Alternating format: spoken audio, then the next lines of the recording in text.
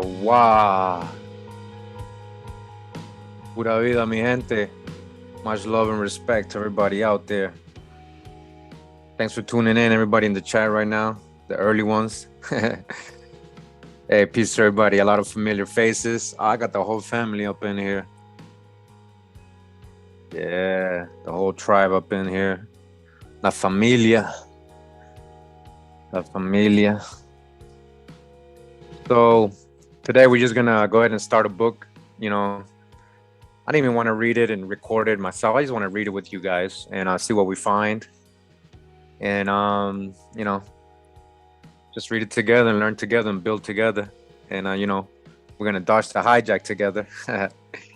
We're gonna see what they got to say in this book. It's called "The Forgotten Cost of the Civil War." I've had it for a while, but I had it in like single pages, so I had to put it together in PDF form. So kind of took long doing that. I had forgotten about it and everything. So I've, just like, let me put this together and get this started. Let's read this together.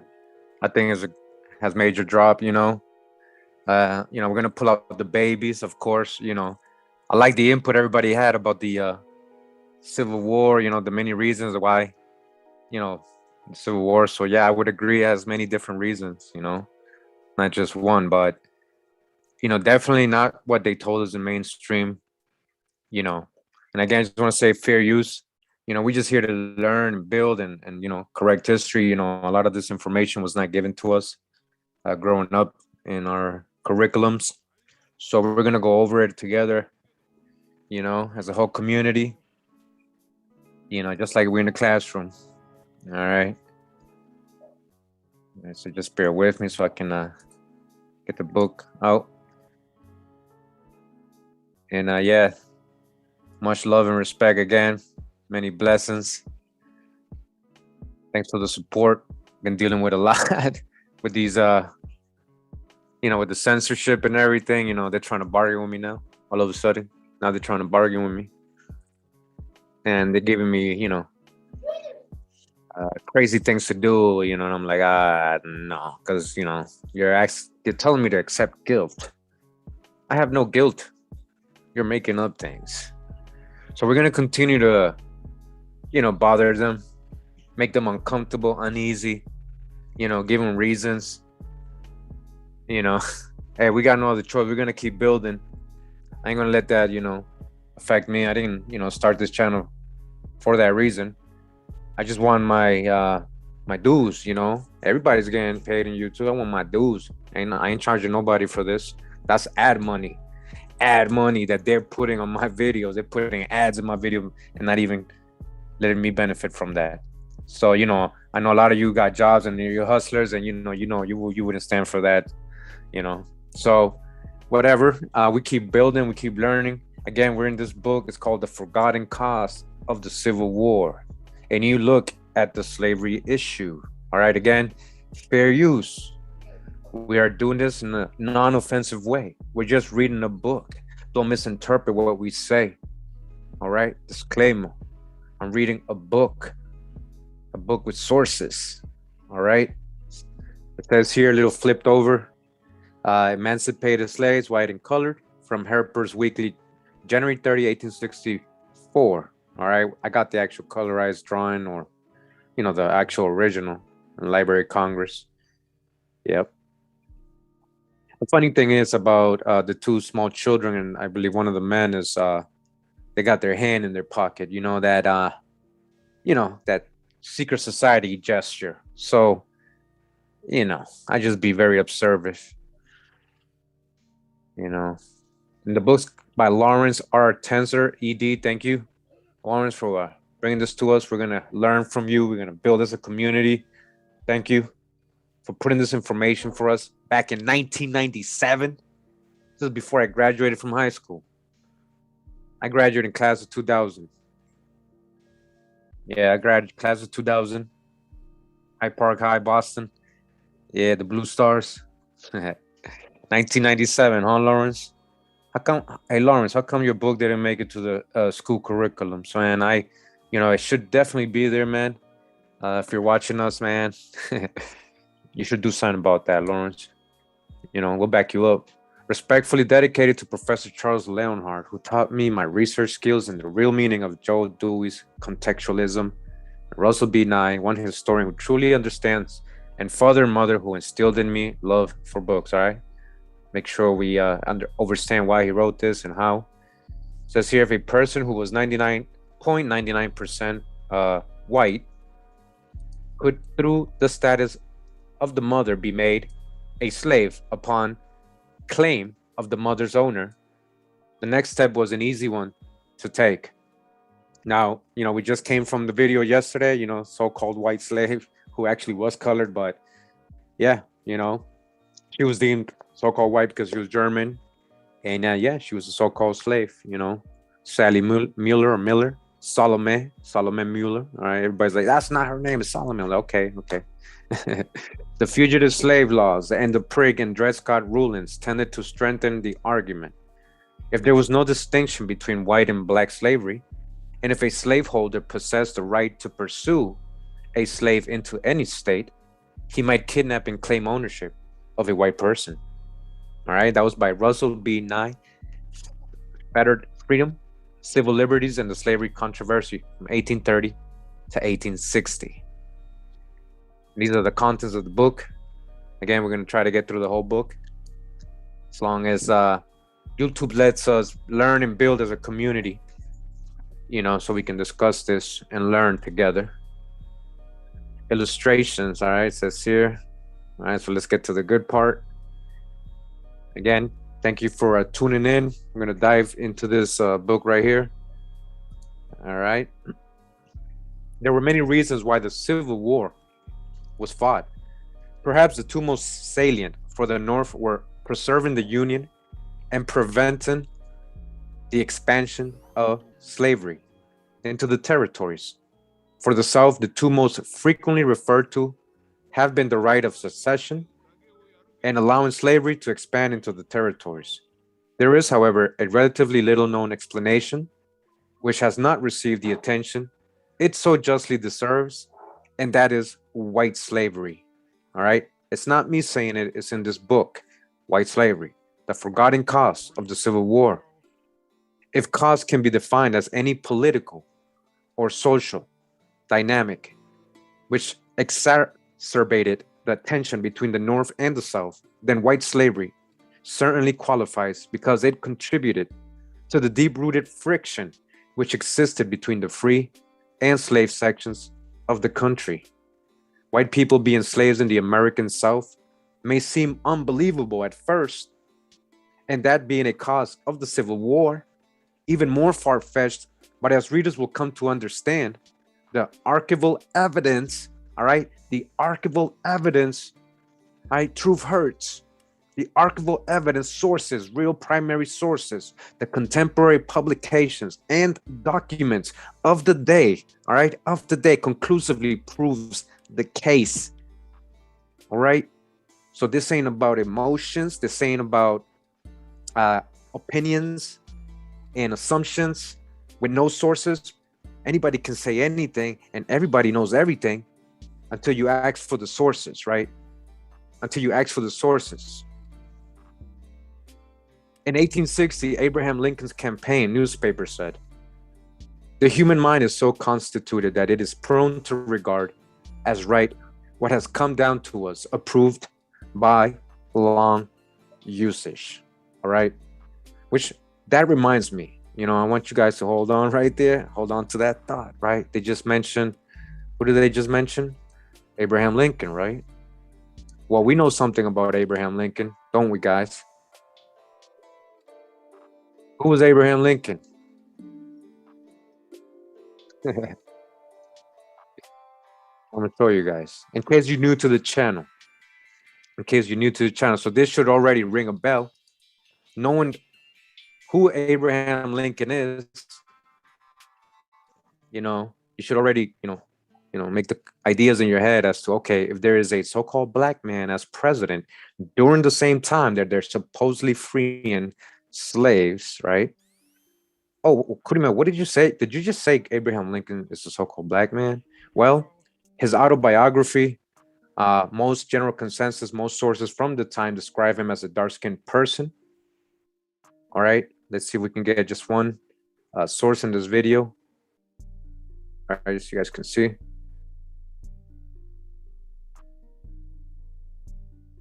All right.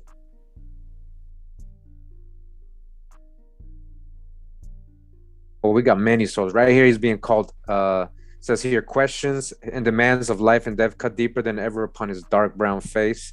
But we want to go to his autobiography. I want to make sure you guys see this. Whoa. Hey, hey, you're not even, wait, are you going to let me benefit from this? This ain't suitable. Hey, YouTube, this ain't suitable for my presentation right now. All right, skip that. All right, Abraham Lincoln. Abraham Lincoln. Wouldn't the people lynch me? Why isn't Abraham Lincoln saying that if he goes back to his hometown? Wouldn't the people lynch me? Wouldn't the people lynch me? All right, then it's Hanks. Yep, the Hanks family of Melungeons. We got over that. We got all of that in here. Okay, Nancy, this is his mom. All right, Nancy was in her 23rd year. She was above the ordinary height and stature, weighed about 130 pounds, was slenderly built, and had much the appearance of one inclined to consumption. Her skin was dark, hair dark, brown eyes, gray and small. All right, his mom was dark skinned. His mom was a Melungeon. All right, his mom was a Melungeon. The hidden Lincoln from the letters and papers of William Herndon. All right, again, we're just going through here. We're just belly flopping. All right, it says Mr. Lincoln's physical nature was comparatively low, coarse, and not fine and high. He seemed to have no blood in his frame. His flesh was dark and wrinkled and folded. His flesh was dark. His flesh was dark. His flesh was dark. All right. His flesh was dark and wrinkled and folded. It says here, Mr. Richardson says, my father came to Spencer County, Indiana. In 1828, Lincoln was tall and raw-boned at 18. When 16 years of age, he was 6 feet high. He was somewhat bony and raw, dark-skinned, all right? Dark-skinned. He was quick and moved with energy, all right? Now, make sure to catch the whole video so you can see what sources I'm quoting, all right? Because we got another presentation to move on to. We ain't going to repeat things, all right? So again, if Mr. Lincoln is a swarthy, very dark-skinned man, as it says here, his organisms and structure were loose and leathery. His body was well shrunk, cadaverous and shriveled, having very dark skin, dry and tough, wrinkled and lying somewhat in a flabby fold. All right, very dark skin. All right, I mean, do I need to show you more? Or what do we got here? Another source. Abraham Lincoln, drawn original sources and containing speeches and letters and telegrams by Ida Tarbo, Volume 1. Volume 1. His smooth shaven face seemed of bronze. All right, his face was bronze. Bronze. Bronze. I mean, we got so many sources here. All right, and then we got the Lincoln Encyclopedia. All right, and the Lincoln Encyclopedia. This is basically from his autobiography, they're quoting. All right, and this is, if any personal description of me is thought desirable, it may be said that I am in height 6 feet 4 inches, nearly lean in flesh, weighing an average 180 pounds, dark complexion, with coarse black hair and dark eyes, dark complexion. All right, that just goes to a lot of the trolls out there talking about I'm trying to make people so cold black. If he himself is telling you he is dark complexion, verify the sources. All right, so we detoured a little bit. We're back in the book. Now, what do we remember? He was telling us the other cause of the Civil War, which is white slavery. And he said he got proof of it.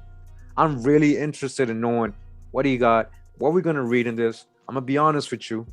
I read, the preface, most of it, a little bit.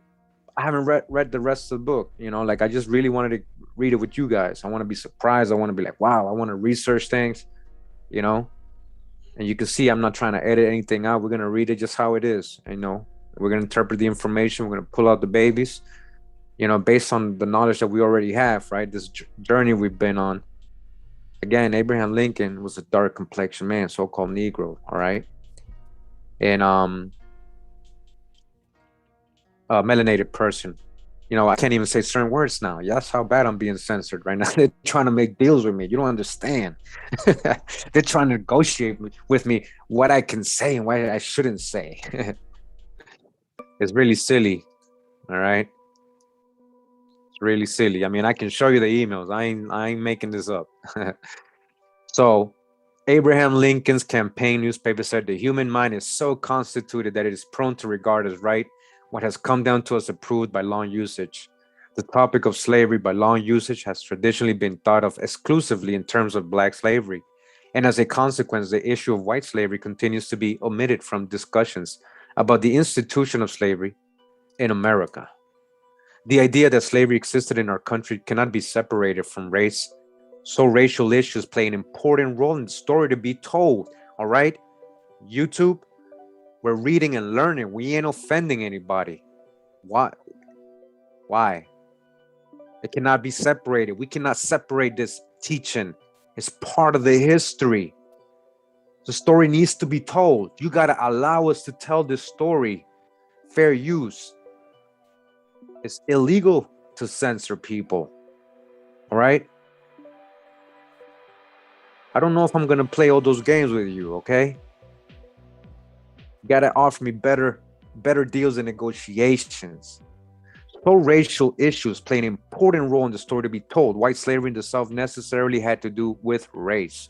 The one-drop rule in white mulattoes. In America today, the term mulatto is often found to be offensive by many people of mixed white and black heritage. However, utilizing the term in an historical context is a necessary and privileged use with no derogatory connotation whatsoever, all right? We're not being offensive here. We're just reading history, all right? Because we're using words that are contemporaneous and the times we're reading, all right?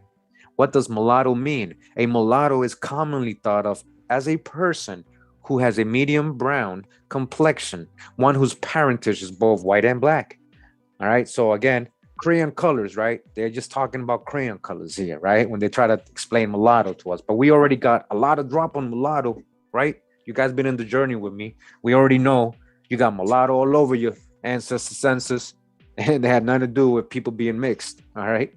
This is the literal meaning, right? That's what they tell you, that is about white and black. Another meaning exists as well, a meaning much more relevant to the study.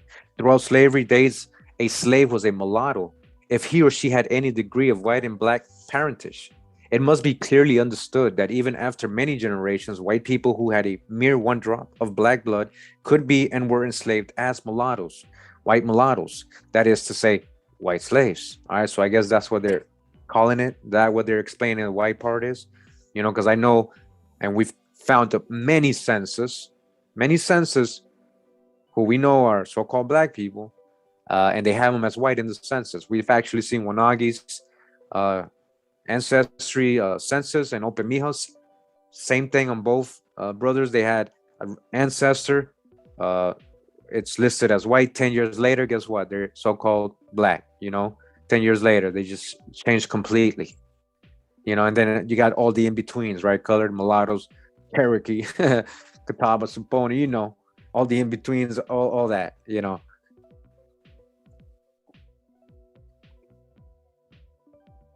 All right, so where were we?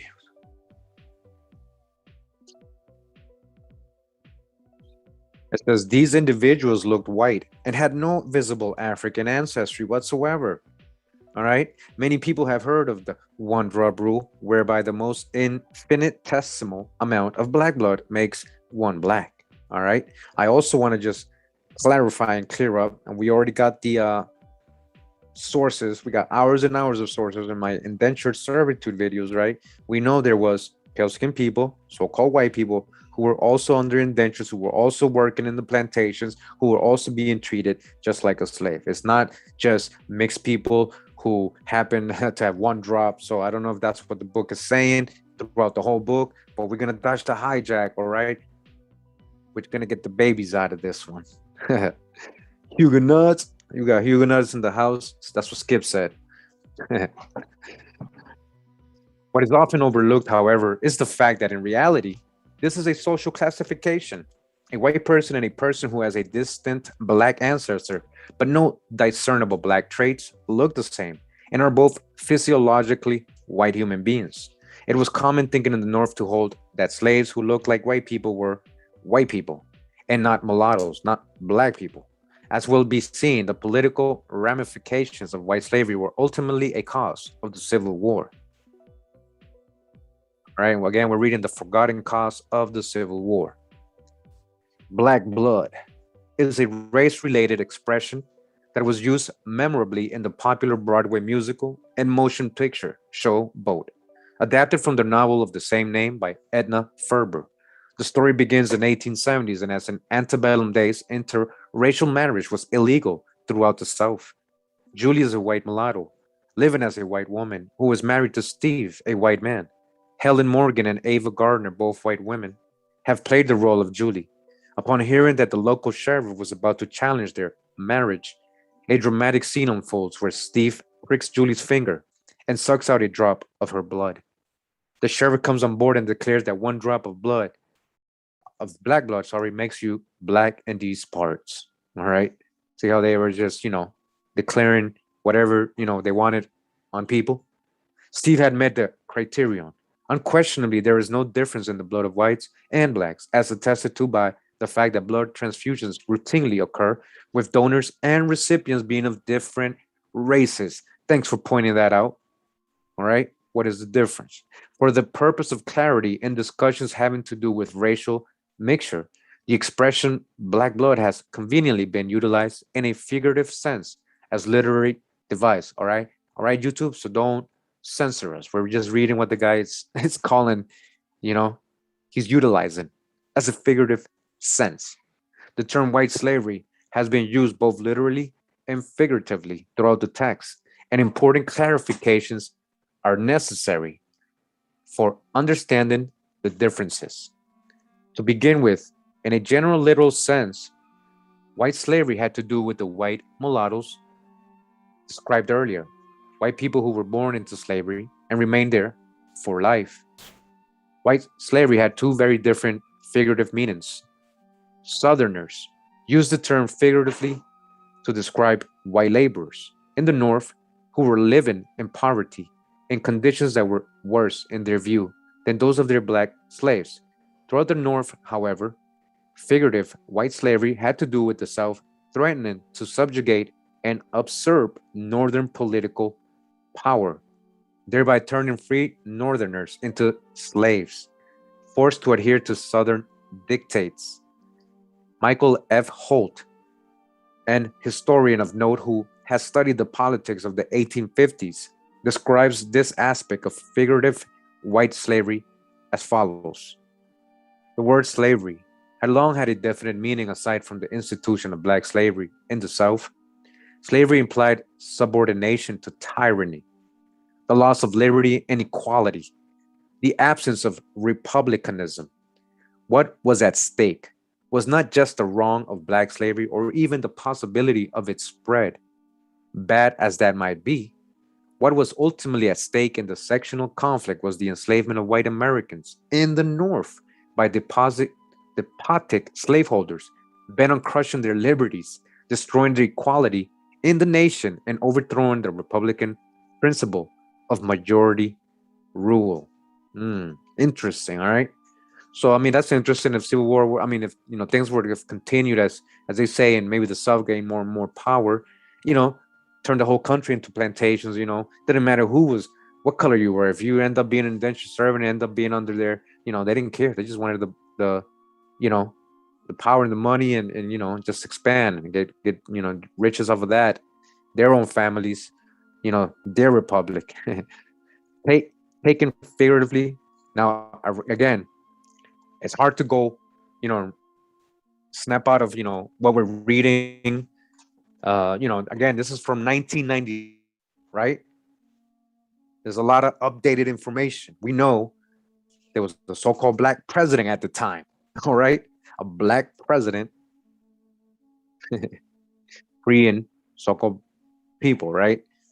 So, we know there was white indentured servants throughout the South. We know there was so-called black slave owners. And we know a lot of the Confederates, you know, a lot of the Confederates were so-called black, you know, and a lot of those weren't just slaves being forced, you know, to fight, slaves and Indians, which did happen a lot.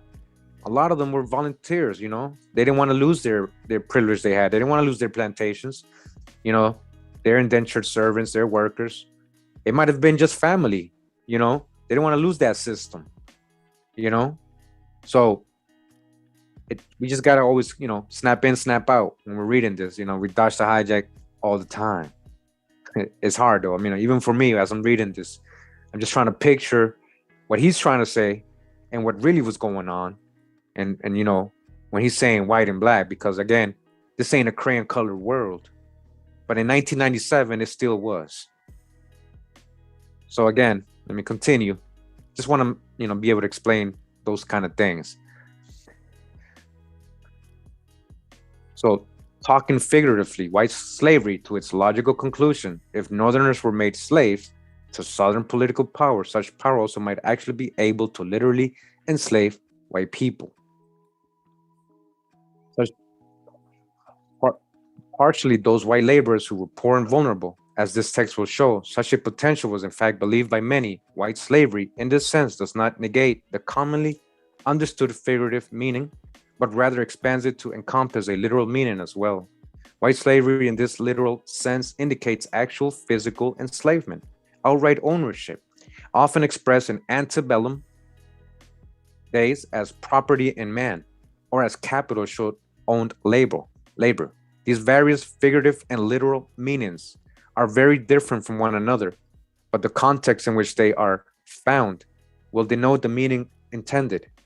When a context is uncertain, white slavery will be taken to mean figurative white slavery, together with the belief in the possibility or even probability of literal white slavery. All right, so I guess he wants to say, he's saying if it says white, then they literally mean white people, which we know white was status a lot of time. Again, there was so-called black people being labeled white, but yeah, I guess we'll go with what we can discern.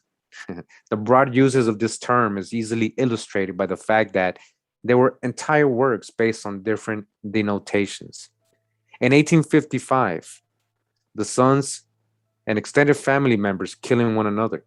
During that time and afterwards, peace and reconciliation were the watchwords of the day. For Northerners to speak of Southerners actually enslaving white people, so-called white mulattoes, and express the belief that a nationalized slavery would enslave more whites in the North would most certainly have been politically incorrect. Surely, given the social context of the time and the national desire for reunification, such political incorrectness is quite understandable. In 1879, a mere 14 years after the Civil War, Charles Godfrey Leland published a biography of Abraham Lincoln in which he describes the desire for peace and reconciliation on the part of the North after the president was assassinated. All right. So if anybody really did meet Abraham Lincoln and we saw all those sources that were describing him, all these different people, they would have known he was a so-called black man. So Godfrey, all these people weren't, when they're talking about the Civil War, and as we were going to read, they weren't really thinking about it as complexion like that. Because if they were, they would have said, well, hey, Mr. President, how did you become president? You're so-called black. Weren't you a slave? How did you get freed? How did you become president? How did people vote for you? If everybody that can vote was so-called white, right? Oh, no, not everybody was. Yeah, no. It wasn't just white people voting. Yeah. So he says, it so happens that Just at this time, the North, weary of war and willing to pardon every enemy, had no desire to vindictive, be vindictive. When Jefferson Davis was tried, Mr. Greeley eagerly stepped forward to be his bail, and there were many more looking to reconstruction and reconciliation, or to office and adverse to drive the foe to extremes. Perhaps they were right, for in great emergencies, minor interests must be forgotten. It was the Union men and the victors who were now nobly calling for peace at any price and forgiveness. The political incorrectness of the issue in the past makes sense. What is remarkable is that despite all the primary source material, all right, now despite all the proof we've shown, despite all this proof we've shown, despite all the primary sources and the materials and archival documents available to anybody who just researches a little bit, right? The notion of white slavery is still considered to be politically incorrect generations later. Tell me about it, Mr. Author. I'm still getting censored. Tell me about it. When it's part of history, the fact that this subject continues to go unaddressed is exemplified by the Southern Historical Association, which has published the prestigious Journal of Southern History since 1935. All right, so that's way after. In four comprehensive indexes ranging from 1935, that's like after Walter Plecker days, right? So in four comprehensive indexes ranging from 1935 through 1984, not a single entry for white slavery is to be found. Huh.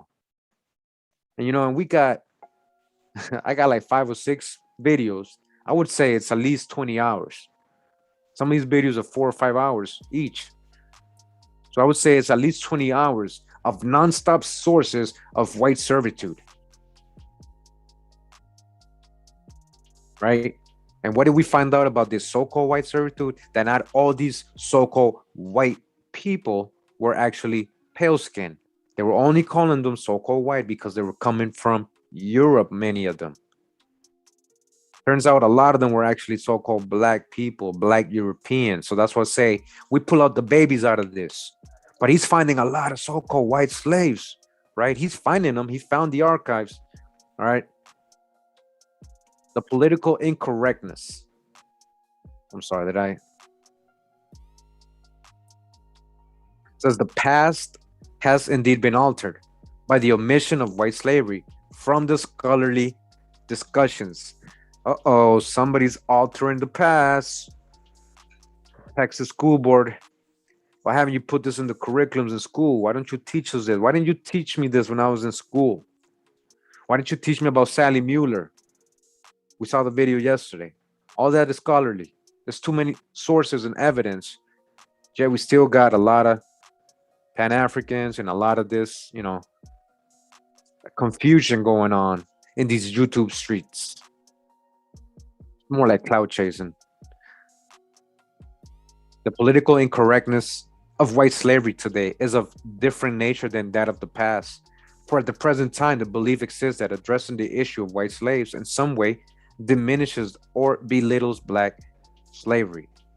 The truth of the matter is that the raping of black women, the horrors of the Middle Passage, the parting of families on the auction block, and the many other unspeakable brutalities endured under black slavery can in no way be lessened in importance or significance by speaking of white slaves. All right, so he had to, make a little disclaimer. We'll do that disclaimer too, but we already know who really went through those kind of atrocities and brutalities in a real Middle Passage. We got the records. We know the Sephardic Jews, the Huguenots, the Protestants, many Irish, many of these indentured servants, undesirables, unwanted convicts, prisoners of war, Jacobites. I mean, I got a whole list. They got packed in ships. A lot of them died on the way. A lot of the women were getting, so-called raped, a lot of brutalities. A lot of this stuff is really going on to both people of color and pale-skinned people. Both. All right? Again, we're not going to go to the Kunte Kinte fictional stories. Alex Haley got sued. Alex Haley got sued for plagiarizing that. He got sued. Google it.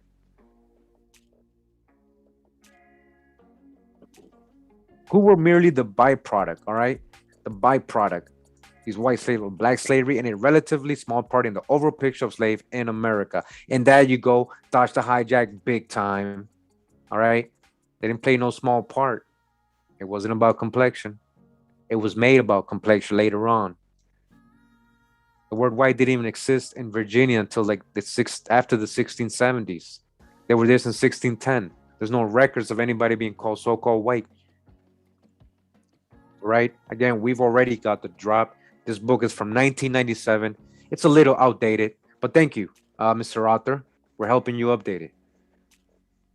The author's intent in examining the subject of white slavery is one of scholarship, all right? He was scholarly in 1997, so I'll give it to him, man. No, none of us were even close to even imagining what we were going to be learning 20 years, 10, 15, 20 years, you know? I for sure didn't, never thought, you know, even though I felt it inside, there was something else to this life and this truth and all these lies. How did the world end up the way it is? I knew there was more to it, but our, all our presentations on white servitude, on anything we do, is one of scholarship. YouTube, it's one of scholarship. We don't use profanity. We do not use profanity ever in my presentations. A free and responsible search for truth and meaning. To speak of white slavery, white people who were slaves in the South and the threat of same in the North is in no way meant to minimize or marginalize the Black experience of slavery in America. All right. So, I mean, we've already found numerous documents of white indentured servants in the North. So I guess, he didn't look that up. Again, remember, he's going with the whole North and South, free and unfree. And it was really not like that. There was still indentured servants up until 1700, 1800s in the North. We found documentation of that. So, but we're going to get the drop. White people who were slaves in this, okay, says it is no way meant to minimize or marginalize the Black experience of slavery in America. All right. Again, another disclaimer. YouTube, this is in no way meant to minimize or marginalize the Black experience of slavery in America. YouTube, okay? This is a scholarship, educational. We're just, learning here. But we're going to also talk about the so-called white experience of slavery in America. It's history. The use of capitalization here is intentional. All right. It's intentional, YouTube, because this is like a disclaimer. You make us do things like this. Google and YouTube and Big Bro. Today, there are a number of African American people who consider the very mention of white slavery to be an affront to what many in their community refer to as the Black Holocaust. All right. Again, we're just reading a book here, non-offensive. All right. Fair use disclaimer. It's not my book. I'm just reading it. I didn't say these words. It must be pointed out, however, that the Black community does not speak with a unified voice in this matter because it is a complex one. Hey, tell me about it, man. A very complex subject, very touchy subject for the so-called Black community. I know, man. Man, you're speaking to the choir, Mr. Author. While it is certainly true that there were a great many more Black slaves than white ones, oh yeah, you have the numbers, right? You have all the charts to prove that. Yeah, show me the numbers. I'll wait. Black teachers of American history have expressed enthusiasm for having the existence of white slaves widely known. Some have even conceptualized the omission of white slaves from American history textbooks as a subtle form of racism. Oh, really? Do you think so? Many have stated that the self-esteem of Black students would be raised significantly if it were taught and ultimately commonly known that not all slaves were Black. Okay? All right? What would it do to your self-esteem? Of course. Picture that. That's the whole point of why we're doing this. It's my whole point of reason of doing this.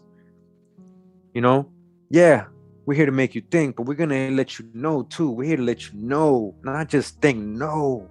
You're going to know that Not all slaves were so-called black, and not all so-called black people were slaves. All right? Because that's what the book is kind of trying to hint. Remember, this is from 1997, a little outdated, but we're going to help you, Mr. Author. All right? We got the updated info for you. Hawa. That there were white slaves as well. By the same token, many in the black community with whom this author has spoken think that knowing there were white slaves as well as black ones challenges the belief of white superiority held by a number of white Americans. Raising the self-esteem of black youth in America is an admirable goal. That's an admirable goal. Let's go. Rise up. Joshua, rise up. It is dispelling in the myth of racial superiority. May this volume make a positive contribution in both of those directions. All right. Whatever this information reaches, if this is your first time in my channel, hey, we've been on a long journey. All I can say is, the Great Spirit is great. And we shall overcome no matter what obstacles. In a book having to do with the Civil War era, the path inevitably leads to Abraham Lincoln, right? Who? Abraham Lincoln, the colored man, right? He's melanated, dark skin. That's what he said about himself. That's what everybody that knew him said. Both his parents were dark skinned, all right?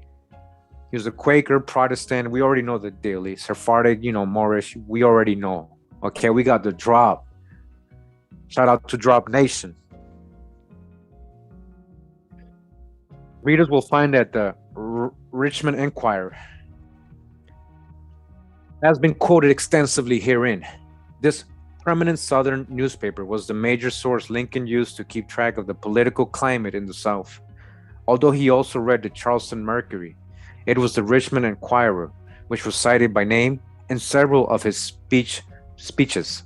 Henry C. Whitney, a noted biographer and legal colleague of Lincoln, all right, he described him as dark. That's one of the guys who described him as dark complexion. So Mr. Whitney knows him. He knows he is a black man when he's saying all this. What did he say? I want to know what he said. He states that Lincoln obtained his idea of the drift of popular sentiment in the South largely, if not indeed, chiefly from that organ. The words you will read from the Richmond Enquirer were the same words Lincoln read. Rare editions in 1860. Rare editions of Lincoln's 1860 campaign newspaper, the Rail Splitter, and other newspapers have also been utilized to give insight into the emotional climate of the times as only newspapers can do. Usage of the term the South needs a word of explanation as well. The South refers to the slaveocracy, the political power which governed the slave states, not the Southern people in general. This definition embodies an important point. There were many poor and many non-slaveholding whites throughout the Southern states, all right, who had virtually no influence on pro-slavery politics, and therefore did not comprise the South in a political sense. The oligarchy of Southern politicians and their slaveholding allies were the power of the South, what came to be known as the slave power. The United States censuses of 1840, 1850, and 1860 are an important part of the story to be told, all right? And a lot of these, we've run into them in the census when we're doing genealogy. A lot of these, you got to dodge the hijack big time. They first of all, they remove, they have a column for race, a lot of them, and they don't use it, right? They leave it blank. I think up to 1860 and 1870, they start doing that. 1850, 1840, they just list names, and they don't really say who they are. They say if the person owns like like 4 children under 18 who are free whites, and then there's 2 who are older than 18 free whites, and then total slaves, and when you find out, a lot of the time it's all family and it's all colored people. So whites meant something else. And I'm telling you straight up. And if you do your genealogy, you're gonna run into this. We've proven this. We've known people, like we've gone to people who have been declared colored, colored troops and all that, in the Civil War. And then on another census before that, 1850, 1840, they're listing that they're living with free whites. We're to assume that's his family, and the rest of the people are the workers, where they're listed as slaves. But again, everybody in the household is colored. It's a family. Just like shout out to Wanagi for that video he did about the freedmen and the lady they interviewed. She's letting when one of her great grandfathers owned his wife. They were all family. It wasn't slaves, and the census takers will come and with the slave schedule that they're talking about right here, the same exact 1840s, 1850s, 1860s, and they will list everybody in the family, if it's a slave schedule, as slaves, and one person as the slave owner. And then the regular census people would come and just list them normally as a family, head of household, the son, daughter, same people. All right. So it says here the United States Census of 1840, 1850, and 1860 are an important part of the story to be told. In each census, there were categories for free colored, consisting of free blacks and free mulattoes enumerated together, and slaves. When referring to the census, these two terms will appear in the text with capitalization and quotation marks. In a context other than the census, the term of free people of color will refer to the free blacks and free mulattoes as one group. Likewise, people of color will be taken to mean blacks and mulattoes in general. An abundance of historical material has been quoted verbatim throughout this work in an effort to help readers get a better feel for the time period. This primary source material has been kept in its original form and has not been modernized. All right, so hopefully we can see these actual original documents so we could interpret them ourselves, right? We'll listen to what he has to say, but we're going to interpret the information based on our knowledge, right, of what we know of a more correct history. All right, we ain't talking about crayon colors. The letter N in the word Negro has not been capitalized, and that was the way it originally appeared. Other archaic and unusual capitalizations, as well as British spellings, have also been retained. As a practical matter, however, a few quotations in difficult archaic English have been changed to modern English. Antebellum printing typically contains common spelling errors, rather than burden the eye of the reader by using, for example, after each such example, but in keeping with historical context, these misspellings have not been corrected. All right, so again, I think I know what they're talking about. So there's a lot of misspellings, a lot of misinterpretation of the cursive handwriting. A lot of people can't understand the original, and so they assume, they think they know what they're reading, and they'll digitize the words, and so it goes on. A lot of the times the census takers don't really ask the person. Most of the time, actually, it's different people taking the census, and so they write the names differently, but it's the same person. Doesn't mean it's a different person, as long as you can see that it's the same family, same years are matching, it's the same hometown. Uncle Willie's there, and Aunt, Jemima and everybody, it's there. It's there, it's the same person. It's the same family. So I think that's what they're speaking of right here. A lot of times that would confuse you. You don't know if you got the right person, but just verify the rest of the info if it matches. As a practical matter, however, few quotations in difficult archaic English have been changed to modern English. Antebellum printed typically contains common spelling errors rather than burden of the. Okay, we read this. Sorry about that. It says old-fashioned punctuation, which frequently includes the use of unexpected and excessive commas, has not been modernized either. All italics and quotations have been retained, as have the italicized names of newspapers and court cases when originally appearing so. If expedient or necessary for syntax, the first letter of the first word in certain quotations has been capitalized or put into lowercase, opposite that of the original. Paraphrases have been kept to an absolute minimum, so what will be read are the exact words and punctuation of those who wrote back in slavery times, particularly the decade of the 1850s, the years during which the politics of civil war accelerated. Since much of this subject matter is considered to be controversial, why would this be controversial? How YouTube? Why would this be controversial if it's history? White slavery, mulatto inferiority, slave smuggling, slave breeding, kidnapping, the direct quotations, establishing solid authenticity, and provide readers with original primary source material from which they may draw their own conclusions. Let us see the information. Why are you holding on to all this information? Let us interpret it in our way. Don't tell us what you interpret. Let us draw our own conclusions with what we're finding. Personal and professional perspectives have been addressed, from a variety of eyewitness accounts to congressional speeches by Northern politicians who were concerned about the threat white slavery posed on free North. Another editorial decision had to do with designing the index for this book. The extensive scholarly index has been primarily structured in terms of concepts rather than mere keywords. An index in subject matter which is unfamiliar to many readers required an atypical approach. A word about what this study is and what it is not. This text focuses on one small yet significant facet of antebellum life in America, and that is white slavery in the South and its implications for the North. The institution of slavery in general has not been addressed per se, nor have specific aspects such as the positive good theory, which have been explained in detail elsewhere and are beyond the scope of this present work. Dozens of marvelous volumes have already been done on antebellum America, politics in general, as well as the Republican, Democratic, and other political parties in particular.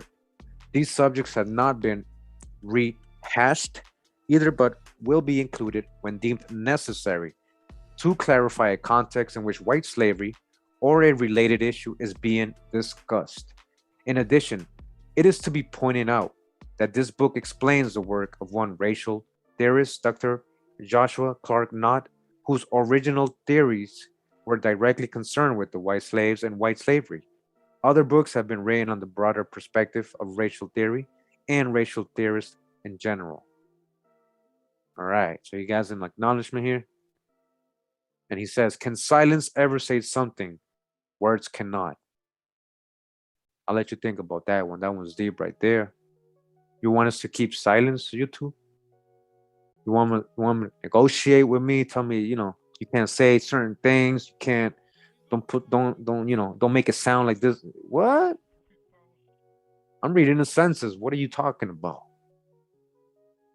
Can silence ever say something? Words cannot. I am completely conscious of the fact that I cannot name every person and institution whose service, dedication, information, insight, and patience assisted me over the long course of my research and writing. Therefore, here on this page, I humbly offer a silent, heartfelt thank you to each one. All right. So he's giving his acknowledgments, you know, to all the sources, all the people who helped him, you know. And again, Mr. Arthur, we appreciate you putting this together for us, man. We appreciate it. Thousands of dollars, huh? The book. Yeah. Open mindedness, right? Introduction. That is, what is required for reading all of the pages which follow, all right? Listen to what he's going to say.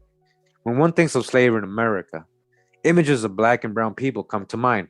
Don't it? Don't it? Be real. Don't it? Be real with yourself. Don't it? Everybody. Everybody listening to this right now. Is that's the first thing you think, right? As this text will document through a considerable number of unmistakable primary sources, white people were also slaves. When talking to students, teachers, and others about white slaves, inevitably the first question asked is, if there really were white slaves in the South prior to the Civil War, where did they come from, Mr. Teacher? Hey, Kurimeo, where did they come from, Kurimeo, if there really were white slaves? The common understanding of slavery in America pictures black slaves from Africa being brought over on slave ships. Oh, dodge the hijack. What slave ships? I hope you got primary sources for that one. because I haven't found any in 4 or 5 years of research here, and I swear I've been looking for them. I just wanted to make sure. I always wanted to. I just wanted to keep making sure. I don't want to talk things I don't know. But so far, what we're finding is indentured servants coming from Europe mainly and Asia. Yeah, let's not forget about Asia. Yeah. So they made us, again, Alex Haley got sued, right? Oh, what do you mean, Kurimeo? What do you mean Alex Haley got sued, man? What you talking about, man?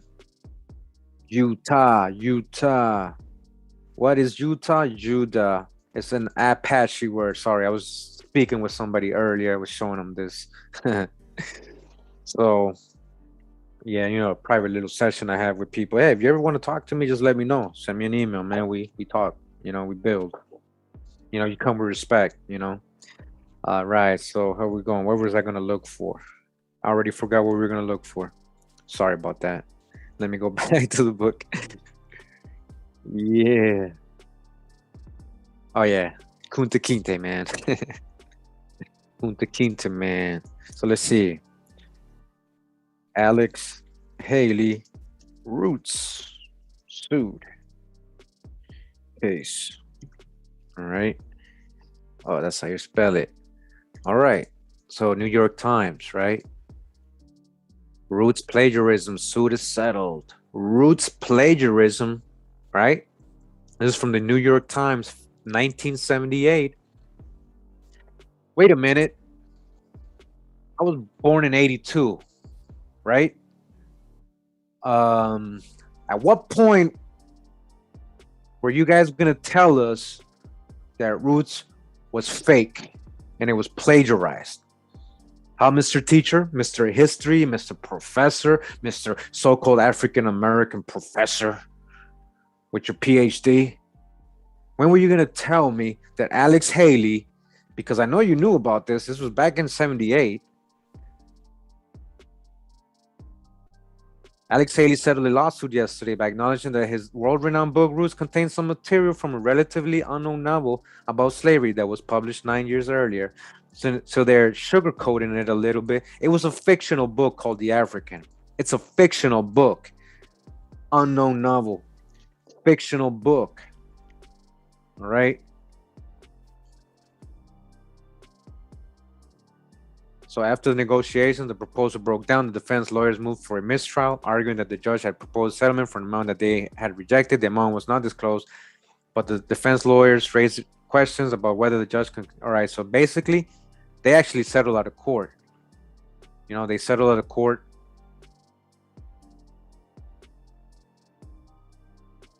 Mr. Haley had conceded that parts of Roots were fictionalized. What part?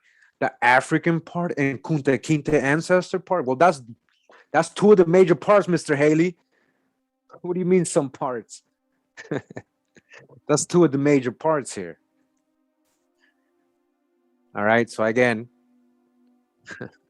Bastida author settles Roots suit 500,000. So that was another. He had two suits. He got sued twice. He got sued twice. Alex Haley's facts can be doubted, but not his truths. So this article's funny because they even tell you, even though he, lied about his movie, they're saying he's still telling the truth because we all came out of Africa, so it's not in a lie. So that's basically the whole argument this guy has.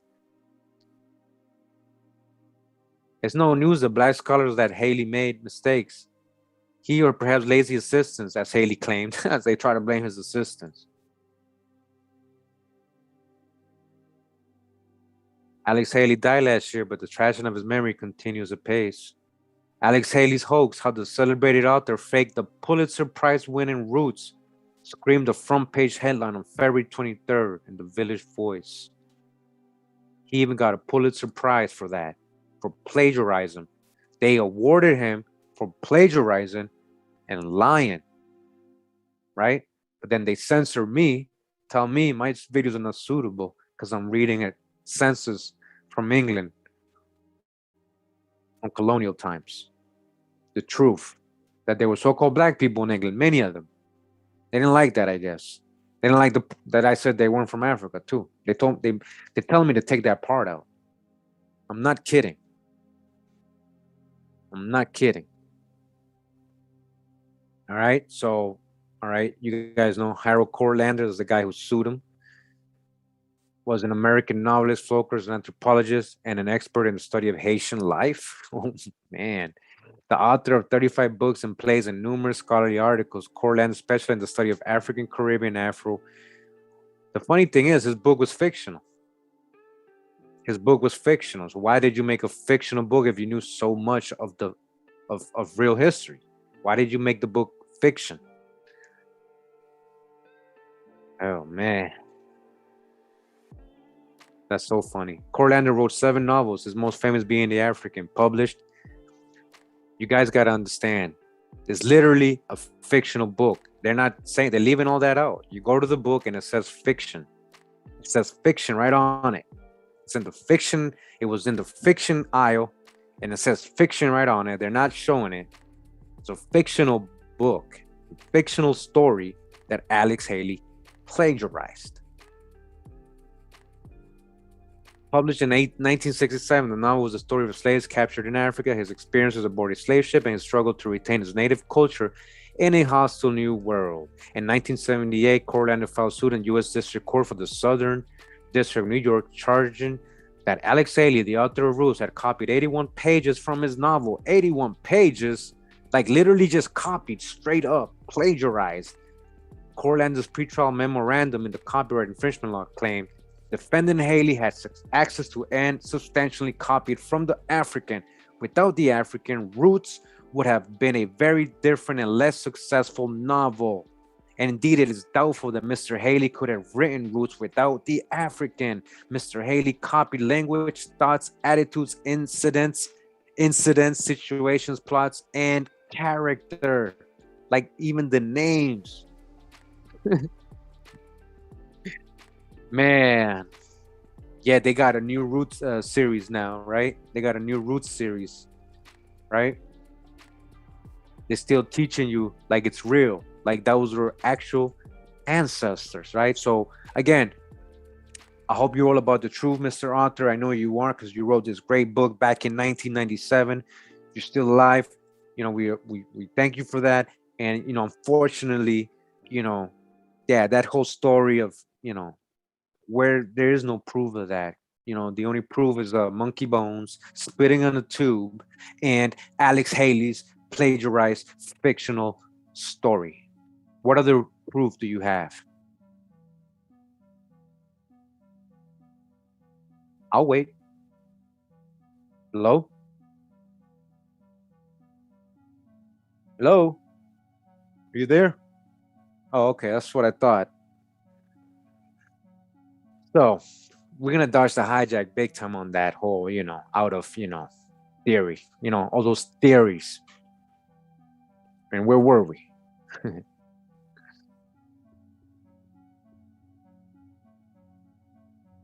Several generations of interracial sexual relations with white plantation masters and other white men produced a population of white slaves, so-called white mulattoes. All right, so dodge the hijack big time again. This is why, you know, I get hesitant to reading certain books because I don't want to confuse people, bring people back into that whole all Europeans are white, all slave owners are white. That's false. That's really false.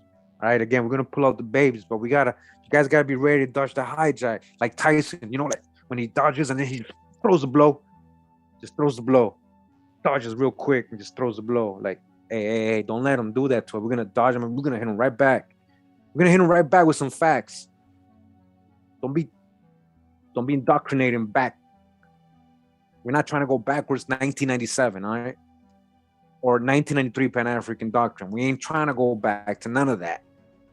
All right?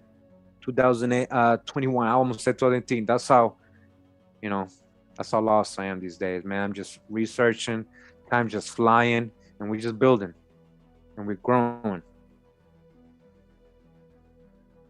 All right, I'll try to keep reading. All right, I'm just this stuff is hard to read sometimes. They're trying to create, you know. Oh man. Okay. Well, I know there was. I mean, that happened. Yes, that happened. But that wasn't in every case. It also happened backwards. Darkness was taken to be prima facie evidence of slave status, and black brown slaves greatly outnumbered white slaves. So, at what period in time are you telling me? Because so far we haven't seen primary sources, right? I just want everybody to acknowledge so far. I mean, he said he got mad primary sources. So I just want to, right now there's no source right there. Like, we got to see what he's talking about.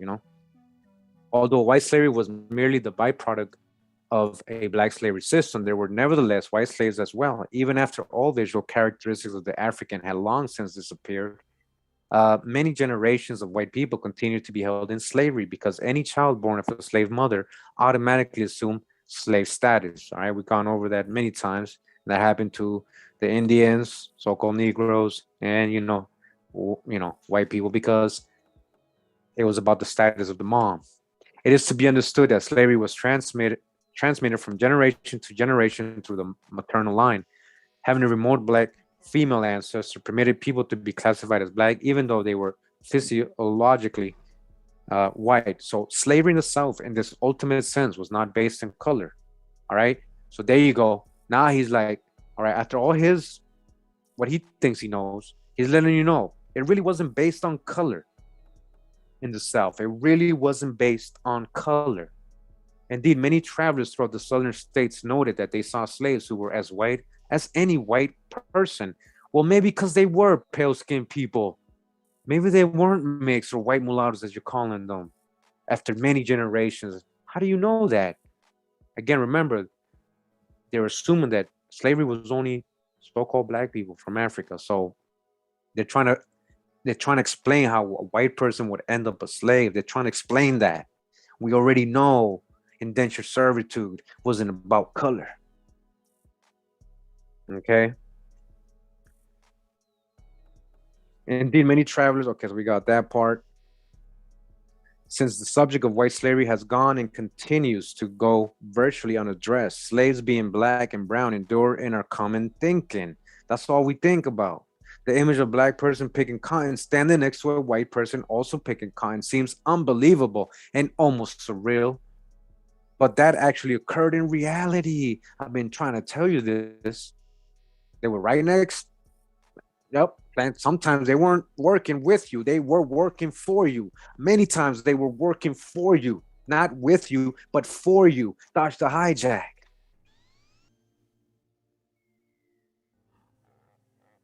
It was the reality of white slaves, which played an important role in the pre-Civil War politics of the nation. As the political power of the antebellum South increased, the fact that Southerners owned white slaves became a threat to many white Northerners. All right. So now listen to this, right? So are all these so-called white, I'm sorry, are all these masters so-called white that owns white people? Could it be that many of these, because we know the facts, we know a lot of these people in the South who had plantations were people of color, many of them. That wasn't just white people. At first, it was mostly colored people at first. So how did it turn all to white people? So now if they're saying, hey, wait, so there's black people owning white people, could that spread to us up here, man? I mean, we were free up here, like,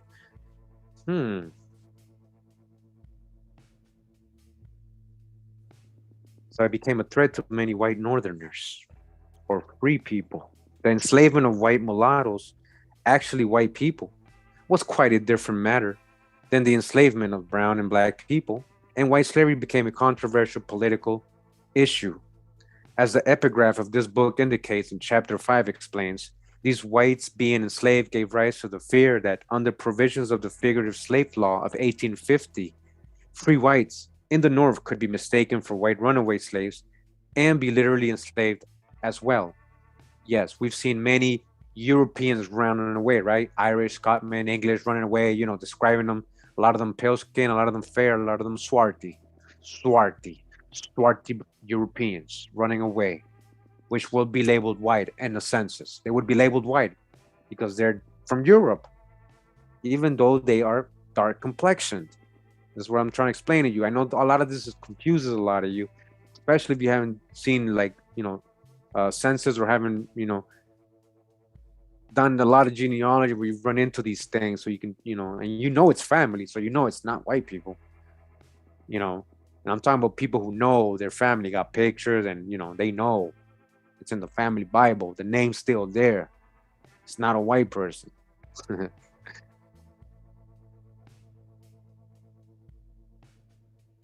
says free whites on earth could be mistaken again. Moreover, as chapter 6 will show, this fear expanded into widely held belief that freeborn white laborers in the North were also susceptible to literal enslavement if the South ever succeeded in nationalizing slavery, or what do they mean? The indentured servitude system. Nationalizing, like making it mandatory, huh? The bibliography to this work and several of the plates reproduced herein attest to the fact that many publications between 1850 and 1860 addressed the threat of white slavery in both of these literal manifestations. The existence of this body of literature is proof that white slavery was a threat to many white Northerners, and that threat was the fundamental aspect of this forgotten cause of the Civil War. It is important to note, however, that not everyone in the North wanted to end slavery or felt threatened by white slavery. Merchants, oh, merchants, who's the merchant? I mean, you guys already know who the merchants are, right? You're just talking about Sephardic Moorish people, these so-called Dutch Protestant merchants, Huguenot merchants, Sephardic Jewish merchants. All right. Had investments, right? They had investments in southern mines and railroads. All right. These are people of color. A lot of these sold manufactured goods to the South and were purchasers of southern cotton. All right. The South owed 200 million to northern business interest, and this business community called for concessions to avoid a conflict between North and South. All right. So a lot of you, so it's all about money, and a big part of it was a big part of it had to do with finance and money, people's interest. In addition to those in the business community, there were certainly others in the North who did not fear slavery. Many in the Democratic Party and those who participated in the New York City draft riots in July of 1863 are good examples. As the abolitionists were establishing themselves and their movement in the 1830s, many Northerners looked on them as troublemakers. You see that? The Northerners thought the abolitionists were troublemakers. Does that make sense? I thought the North were the abolitionists. I thought they were the ones who wanted to free and fight the South. You see? It's not exactly how they told us it went down. A lot of things going into it that they didn't tell us, you know? In his memoirs, the abolitionist Samuel J. May recalled what a New York merchant had told him in 1835. Let's hear what this merchant told him. Mr. May, we are not such fools as to not know that slavery is a great evil, a great wrong, but it was consented to by the founders of our republic. A merchant was telling him that. Could be a person of color, Sephardic Jewish merchant. It was provided for in the Constitution of our Union. A great portion of the property of the Southerners is invested under its sanction, and the business of the North, as well as the South, has become adjusted to it. All right? There's special interest involved now for some of these Northerners. All right? There are millions upon millions of dollars due from Southerners to the merchants. To who? To the merchants. Why specifically the merchants only? Who are these merchants? Come on, man. You're going to give me a word like merchants? Who's these merchants, man? Millions and millions of dollars to these merchants, man. I hope you guys understand. And mechanics of this city alone, the payment of which would be jeopardized by any rupture between the North and South. We cannot afford it, sir. to let you and your associates succeed in your endeavor to overthrow slavery. We ain't gonna let you do it. We cannot afford that. Not us merchants. It is not a matter of principle with us. All right, we don't care about principle. It's all about business. I thought you knew us, man. It is a matter of business necessity. Business necessity. This ain't personal, man. So even if this person was a person of color, remember who's the president? A person of color. And remember who we're talking about right now? White slaves. So feeling sorry and like, well, Kurimeo, come on, it's still happening. Like, listen, there's a whole different story here. You got to listen to your ancestors. What did they tell you? A lot of them said we were never slaves, right? But we were never slaves. I don't know where that came from, you know? And of course, not everybody, right? But many of you have that story in your families, and you know what I'm talking about. So it's a business. We cannot afford to let you succeed. All right, we ain't gonna let you. It ain't happening. We mean, sir, to put you abolitionists down by fair means if we can, by foul means if we must. These abolitionists. So the merchants versus the abolitionists, and they're all in the North. So I thought everybody in the North was okay and wanted to go to war with the South. Oh, okay. From 1835 to 1860 is a very short span of time, a merely 25 years. What could possibly have accounted for the drastic change in attitude toward the abolitionists, their extreme increase in number, and a widespread change in the sentiment against slavery in general? Worth noting is that at the peak of the anti-slavery movement, there were people numbering in the hundreds of thousands who were to varying degrees empathetic to the cause, but many cared little, if anything, for the plight of people of color. In fact, it is known that a good number of whites who participated in formal anti-slavery movement were prejudiced against blacks, even to the extent of using the word, I'm not even saying it. They were like, yo, Kurimeo, just don't say these words and don't. I'm like, I didn't even say that word, man. Why are you trying to make me out into that? Why are you trying to make me into that, huh? No, I don't got no hate. No, don't try to label me that. No, I didn't even say that word. That's your excuse. You don't like the cover of my video. Oh, you don't like an Orthodox so-called black man, Jew. You don't like to see that image, right? You don't like to see that image. With the reality of slavery and all of its manifestations ever present, what was cared about was the looming threat of slavery being imposed on white people. By working to abolish the institution of slavery in general, the threat of white slavery was directly being addressed. The last two chapters of this book clearly demonstrate that white enslavement was a real issue on the minds of many in the North. The potential of being mistaken for a white runaway slave certainly explains one aspect of the fear engendered by white slavery. Where did the threat regarding the literal enslavement of northern white laborers come from? The answer to this is to be found in the vast, unsettled territories of the nation and in their slave or free status. The potential for a nationalization of slavery with westward expansion into the free territories. The issue arose as to whether slavery should be allowed there. The politics of the matter heated up during the mid and later 1850s. In 1858, Lincoln, the colored man, gave his famous house divided. The house is divided. What house? What do you mean? Is that symbolic? What are you talking about? What house? Are you talking about families are feuding? The house is divided. What is that supposed to mean? Huh, Lincoln? Who's these merchants or the abolitionists with the southerners? What do you mean the house is divided, Lincoln? So-called black man. I believe this government, he says, cannot endure permanently half slave and half free. It will become all one thing or all the other.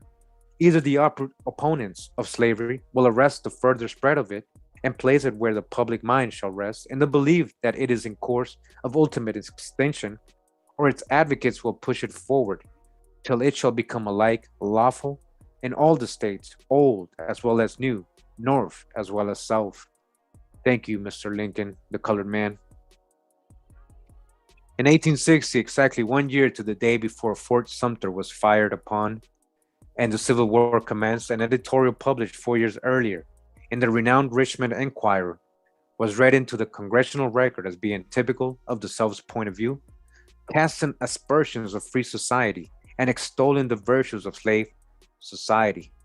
If slavery be not the right, the healthful form of society, it will not endure long, but it has endured already for countless ages and now covers 9/10 of the world. Two opposing and conflicting forms of society cannot, among civilized men, coexist and endure. The one must give away and cease to exist, the other become universal. If free society be unnatural, immoral, unchristian, it must fall and give way to a social system old as the world, universal as man. In both quotations, the nation is spoken of as being either all free or all slave, but not both. You hear that? That's deep right there. Are we really all free, or are we all really just slaves? It seems like it can't be both, not in this society. In the decade leading up to the Civil War, both sections of the country had to acknowledge that in reality, freedom and slavery could not coexist. All right? It cannot coexist. Lincoln and the Republicans, of course, wanted a nation all free. Who's the Republicans? All right? Who is the Republicans? Just bear with me right here. 1 second. Let me just show you who the Republicans are.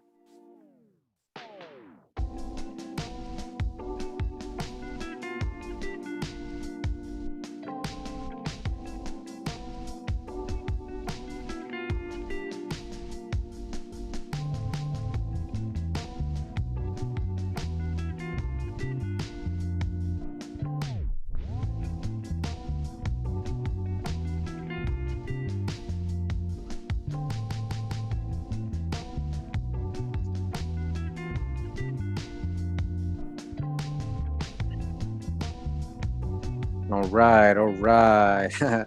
So we got the first black members of the U.S. Congress, right? So in other websites or Library of Congress or anything, it'll actually say Bacon's first black Republicans. These are Republicans. These are people of color, and they're all Republicans. You can Google their names, study them. They're in the South. They're all Republicans. All right. Take a good look. All right. Now look at this. This is from those times. The two platforms. It says here the Democratic platform is for the white man. The Republican platform is for the Negro and the carpetbagger. All right. So it's like, a lot of they're kind of attacking the Republicans here, the Democrats. So this is one of their flyers. I'm gonna show you another one. All right. The two platforms. Every radical in Congress voted for Negro suffrage. Every radical in the Pennsylvania Senate voted for Negro suffrage. Stevens, Fournier, and Cameron are for Negro suffrage. They are all candidates for the United States Senate. No radical newspaper opposes Negro suffrage.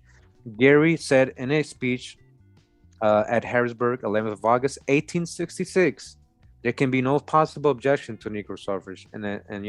So this is from, again, fair use. We're just looking at this contemporary flyer from those times, 1866. We're just reading the words. Nobody's calling anybody anything. Nobody's mocking anybody or being offensive. We're just teaching. We're building here as a community and what we're seeing here on the screen. Read the platforms, right? So Clymer. So again, Clymer was actually a Democrat when I looked into this, and Gary's, and you see how they draw him. It's offensive actually. And he was a Republican. All right, Gary was a Republican. All right, and then you got this one right here that I found as well. I've been wanting to do these videos. It's hard to find the time to put it all together. So I'm like, let me just start doing this freestyle. see what we get. So again, the two platforms, it says here that the Democratic platform is for the white man. It says the Republican platform is for the Negro. All right. All right. So I know you guys, like the guys the other saying, we're so used to thinking that, you know, things are what they are based on what they told us in school. And so we picture it and we just kind of like in a spell. We really got to break the spell. Look at this image right here. Break the spell. Break the spell. All right. Let me go back to a more proper image because they try to break the spell. Break the spell. Break the spell. What Africans, what slaves? Show me the records. Stop generalizing. We know there was white slaves too. Stop generalizing. Again, we're just learning here. We're just learning here, right? So I hope you guys see, all right? When we talk about Republicans, right? We're gonna go back to the book, all right? So you gotta have you can't just read these things from 1997 and just go right back into the hijack, right? Like don't go right back into the hijack. So Lincoln and the Republicans, of course. Why, of course? Why, of course? What did we just see about the Republicans and what do we know about Lincoln?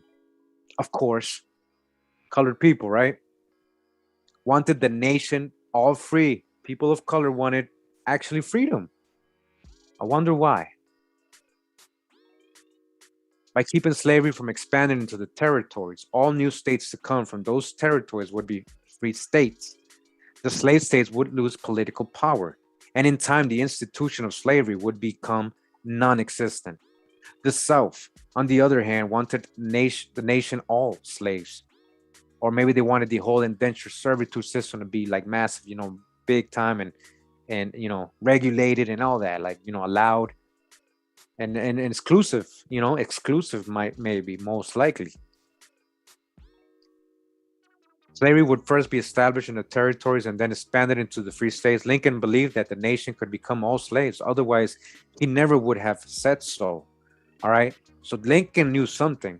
He's like, yo, what are these people plotting? Like, wait a minute. They're trying to get me to be an indentured servant, man.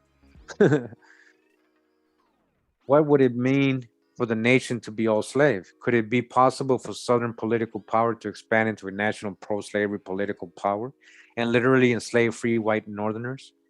Free labor earned upwards of $1 a day. Slave labor was valued at 10 cents to 25 cents.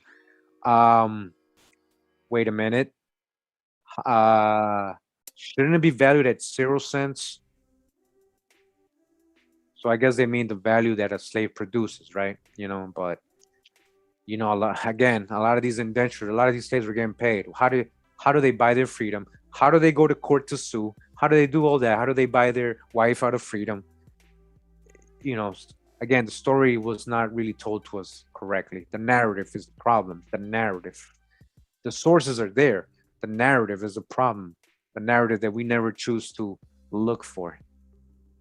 If slavery were made national, the very real threat existed that many white laborers already living in the territories would be unable to compete with the price of slave labor and would fall into poverty and be sold for debt. Since white laborers unable to make a living would not migrate there, every state to come from the territories would be a new slave state.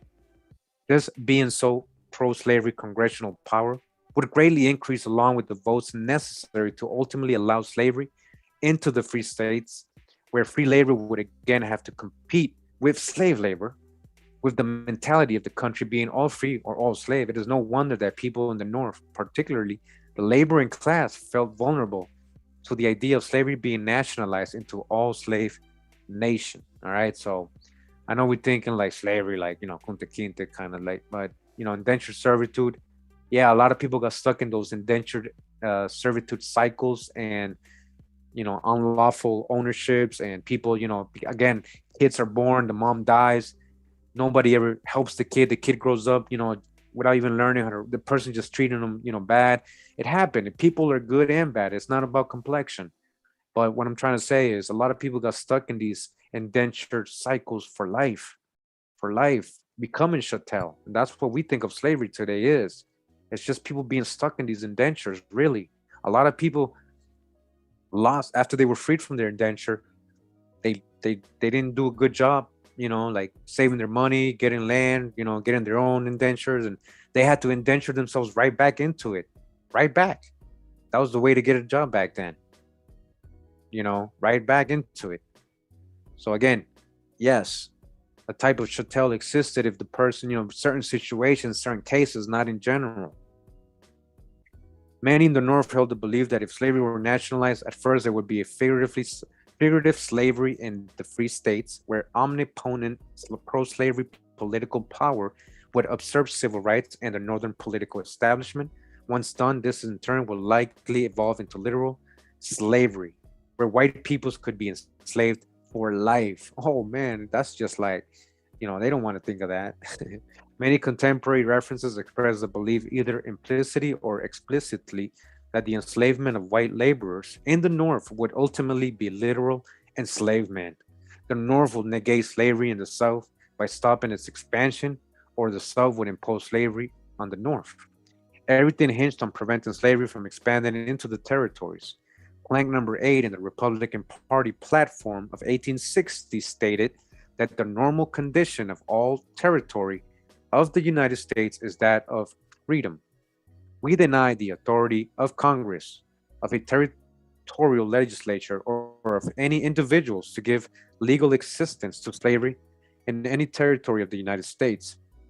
In Lincoln's letter to Horace Greeley, dated August 22nd, 1862, he stated, remember who Lincoln is. My paramount object in this struggle is to save the Union, and it's not either to save or to destroy slavery. All right. Now, to save the Union, now it was supposedly the whole point of slavery was to end slavery, right? Free the so-called blacks, right? So wouldn't he say, my object in the struggle is to save, the slaves, right? Save the slaves. And it's not either to save nor to destroy slavery. So he's like, what do you mean? That kind of contradicts. Like, what do you mean? So it's all about the Union. He really just cares about the Union. The Union. It's all business here, man. Remember, he was a so-called black man. It's not about complexion. All right, wake up, break the spell. Lincoln was content to leave slavery alone where it already was. All right, he didn't care about that part. It's just like, as long as the Union, we good. As long as I'm good.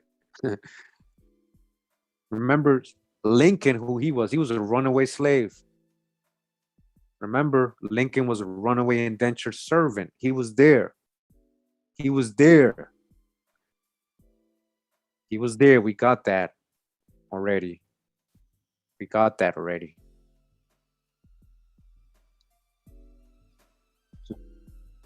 Lincoln was content to leave slavery alone where it already was, but the sooner the national authority can be restored, all right, the nearer the Union will be, the Union as it was. He just wanted order.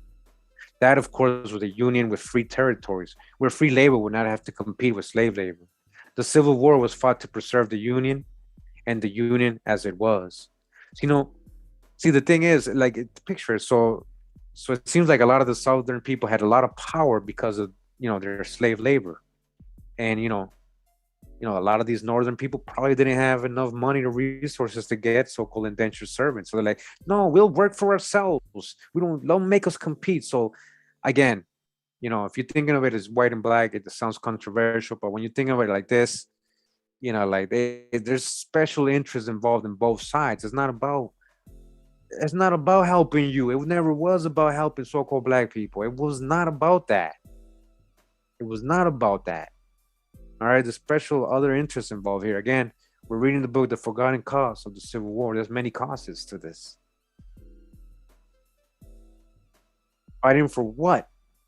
All right, what are we fighting for? Fighting for what was one of the subheadings in the first volume of Philip S. Foner's 5-volume set entitled History of the Labor Movement in the United States.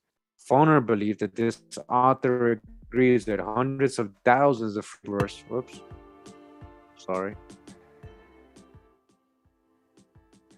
that hundreds of thousands of free laborers in Norfolk went to war to abolish slavery, not out of altruism, but in order to ensure freedom for themselves and their loved ones. They didn't go because they wanted to go help the black people in the South be free like them. They didn't do that. They went because they didn't want to, they wanted to ensure that themselves would be free and their loved ones.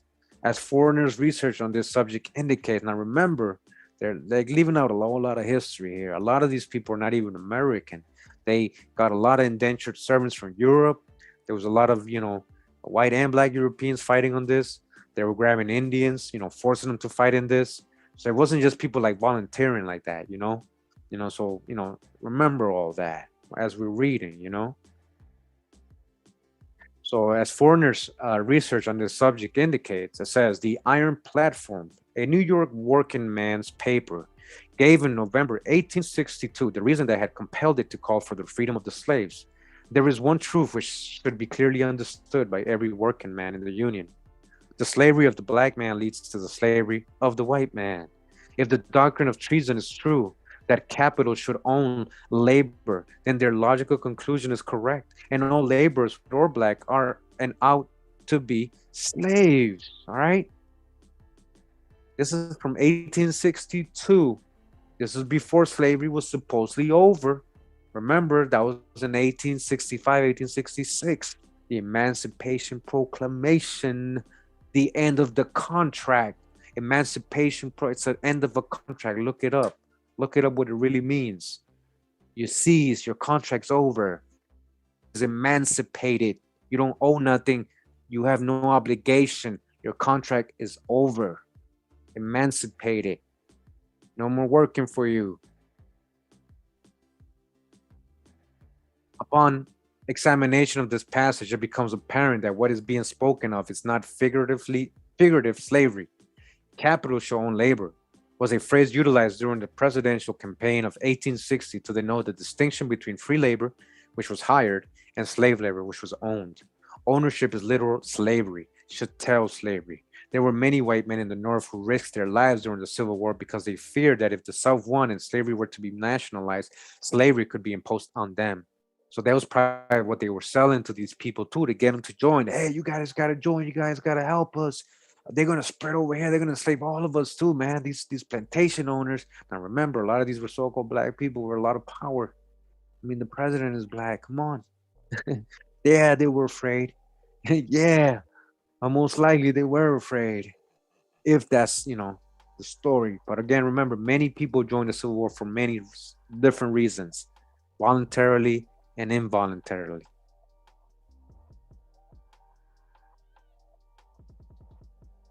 The foundations for this belief will be explained in detail. Toughest to say here, winning the war would abolish black slavery and the third of white slavery as well. David Dellen has said that the challenge of history is to recover the past and introduce it to the present. All right. That is our responsibility. We're going to try to recover this past, right? We're going to try to introduce it to our present time here in 2021. To this end, thousands of pieces of literature were pursued in the preparation of this volume. Primary sources have been cited wherever possible, and note that many are obscure, having never appeared in any other history book. All right. Oh, he got the drop. He said he got exclusive drop in here. Oh, well, we'll see.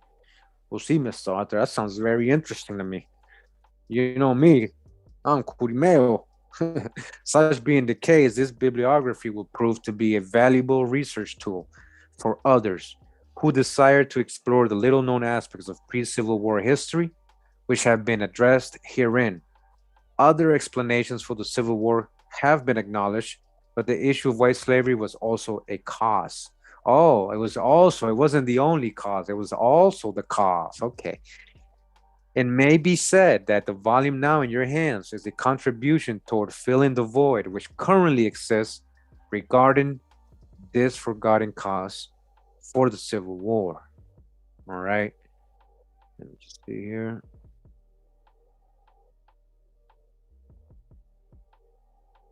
All right. So we are on chapter 1. And, I don't know how you guys are feeling. You guys still up? You guys want to continue? We can get a little bit of what constitutes a mulatto if you guys like. How long is this chapter? I'm just afraid it's long. I don't want to. Let me see.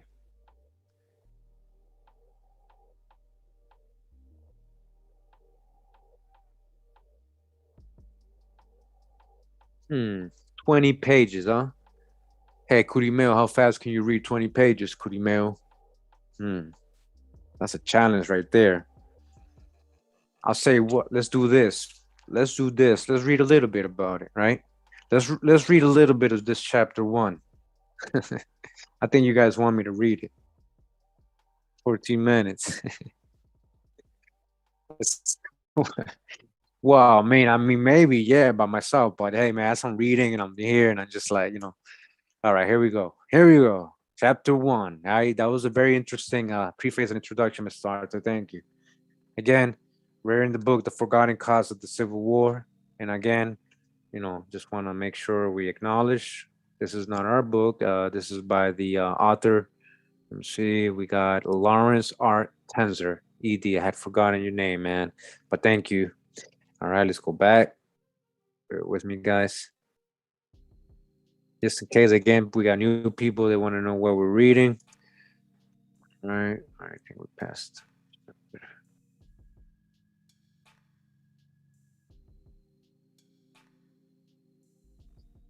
So it says here, what constitutes a mulatto? I mean, we've gone over this a lot. Let's see what he's got to say. It says our canon considers two crosses with the pure white and a third with any degree of mixture, however small is clear in the issue of the Negro blood.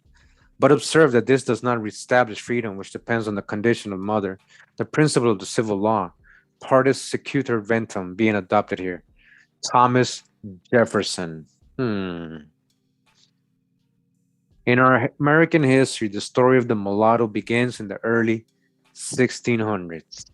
Shortly after the first Negroes were brought to the colonies, mulattoes, strictly defined as persons with one unmixed white parent and one unmixed black parent, and loosely defined as persons with any degree of white and black admixture.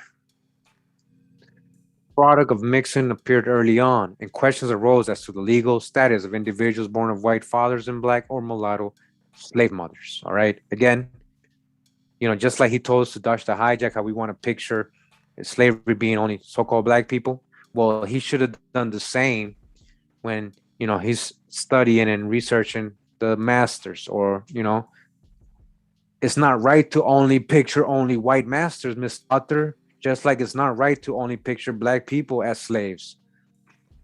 So if you learned that that was incorrect, then maybe the other incorrect too that you're saying right now. All right. Even though it did happen, but there was also, again, so-called black slave owners, black masters, right? Who had nothing to do with mixing or anything. Again, the word mulatto many times just meant of two different nations, not complexions, two different nations, as Jack Forbes let us know in the 1700s. Many of those people being called mulatto had no African ancestry. You can prove this. You can prove this. All right. Appreciate everybody that's tuning in, everybody in the chat. Hope you guys enjoying it. You know, this book again is very hard to get. It's from 1997. It's a little outdated, but we dodging the hijack. We pulling the babies out. Hope you guys enjoying this. All right. Just want to make sure we understand we can't go backwards when we're reading some of the hijack in here. All right. Mulatto strictly defined as a person, one of them. Okay, so that's what they say. The product of mixing appeared early on. It says here the Southern colony of Virginia was the first to pass legislation which attempted to regulate interracial fornication and marriage. And unquestionably, this early legal precedent had far reaching effects. The first blacks to land in the colonies were 20 and odd, who were brought to Virginia in 1619. All right. So this is why I just like this. I find it hard, it's very hard for me to read these things, because I'm it's so behind, and it's so, you know, as much as he may not know, he's also being just like the people he's criticizing, you know. Um, so governor, let me see, governor calls first slaves indentured servants. All right. Governor Ralph Northam, BBC. Blackface Governor Ralph Northam calls slaves indentured servants. Indentured servants. Northam, who was admitted to wearing a blackface, told PBS a historian told him indentured was a more accurate term for America's first slaves. That's more accurate. Indentured, indenture, an indenture, right? An indenture is a contract. I believe it's a contract.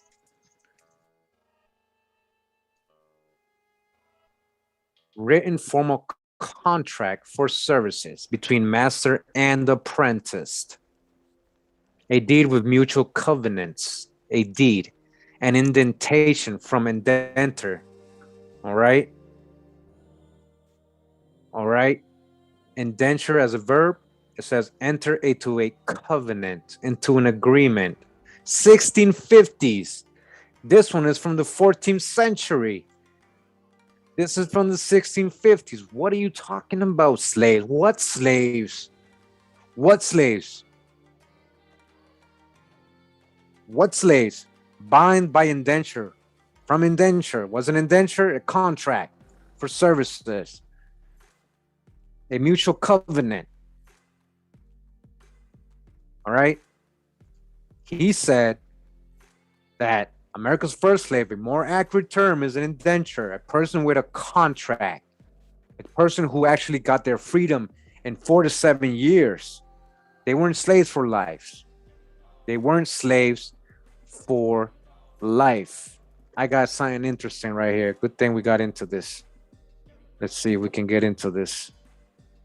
Make this interesting. Make this more interesting, all right? Anthony Johnson. You guys know Anthony Johnson, right?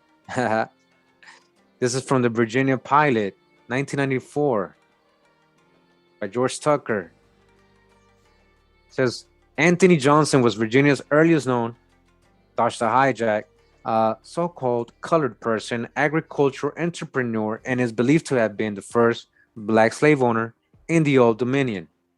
Johnson's story is a textbook example of what ambitious former bondsmen, all right? Former bondsman. Hold up.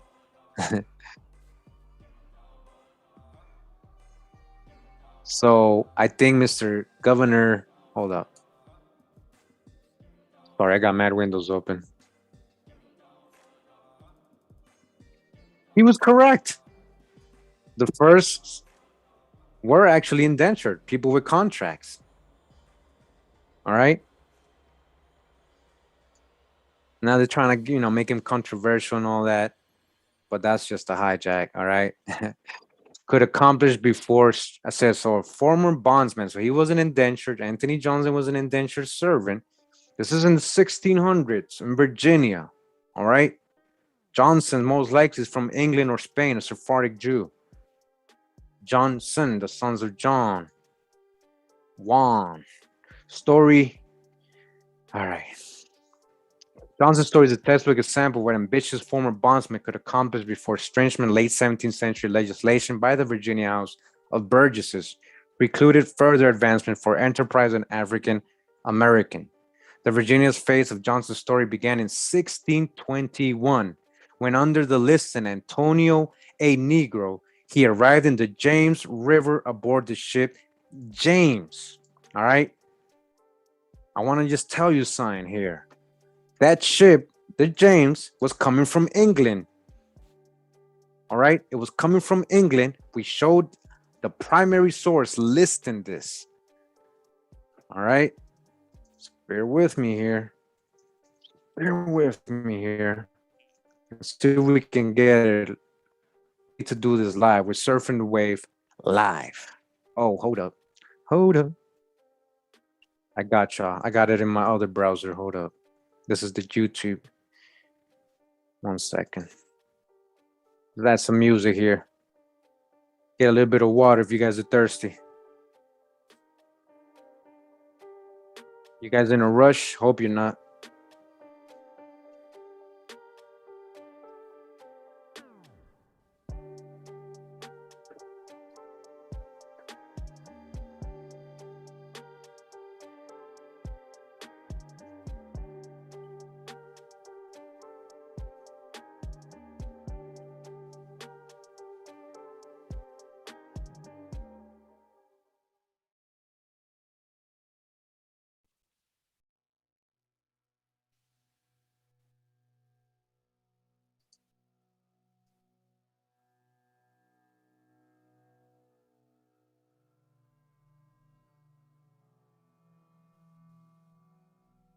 I think it's in this book, Biography of Ship Passenger List, 1538-1825, being a guide to published list of early immigrants to North America.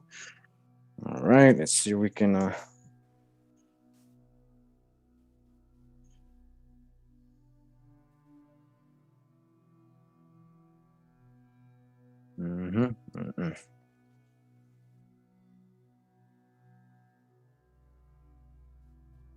Bear with me, this might not be it. Passenger list.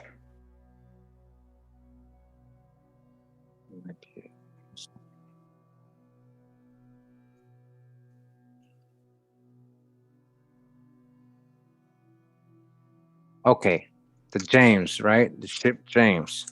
Ship James.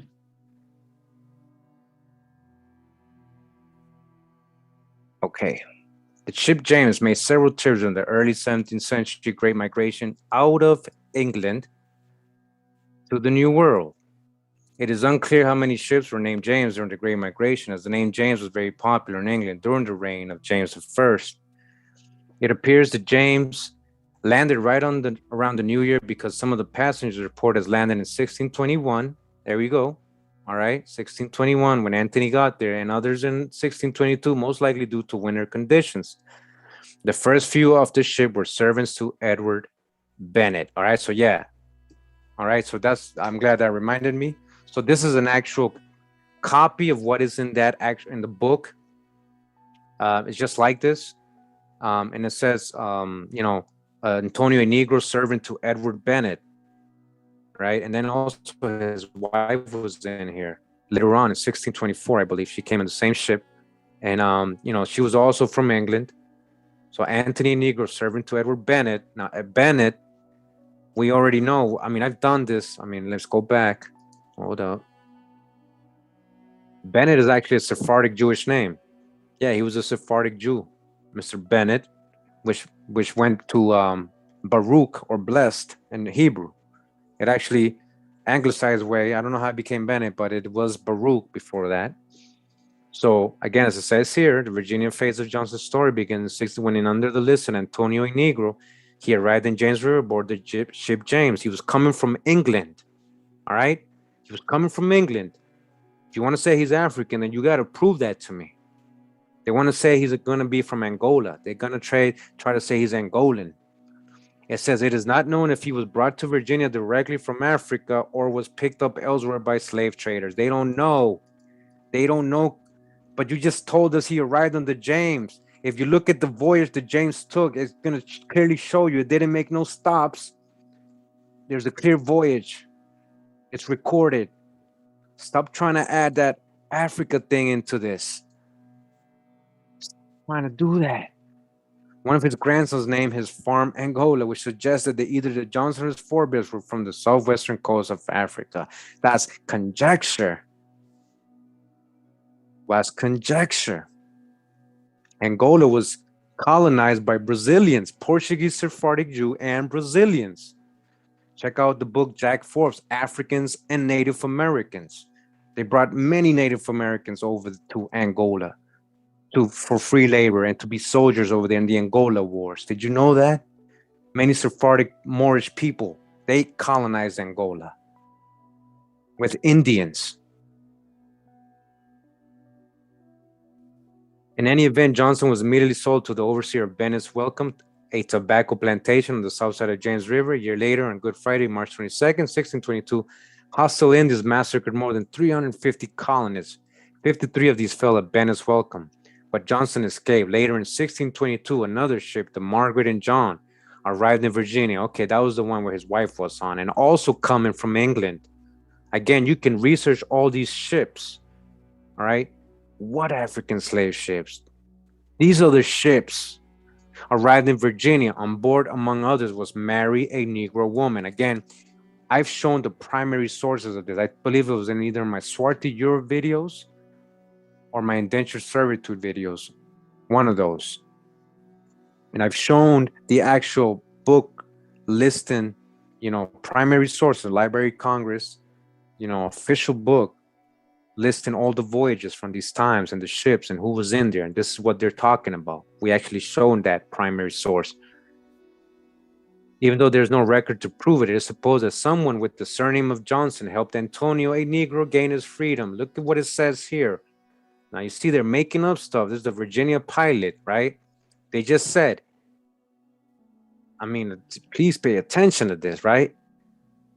Even though there's no record to prove it, it is supposed that someone with surname of Johnson helped Antonio Negro gain his freedom, and that the former slave then took the name of his benefactor. Do you see that? Oh, hey, I'm gonna take your last name. I really like it. I think you did. I'm not gonna name myself after my Angolan heritage. I think I like you because you helped me, Mr. Johnson. So I'm gonna be Mr. I like that. I like Anthony Johnson. I like that. It sounds nice. I like that. Anthony Johnson. Yeah, I can make this work. No, sorry. Nah, see, no, you weren't baptized a Johnson. See, somebody told me, I'm going back and forth with a lot of people these days. A lot of people just want to be Indian, and that's okay. You can be whatever you want to call yourself. But if your genealogy doesn't state that, and you got Europeans, or they weren't white. A lot of these were so-called black Europeans, and Johnson and Jackson and all these are not only baptized names. Those were actually names that colored people carried over here from Europe. Johnsons, yeah, these were black English people. Yes. No, it wasn't just baptism, even though it might have happened in some cases. You got to show me that, though. Show me the record where it says this Indian got baptized Johnson. Because if not, it's just conjecture. And it's okay. If that's what you just want to be and believe, that's fine.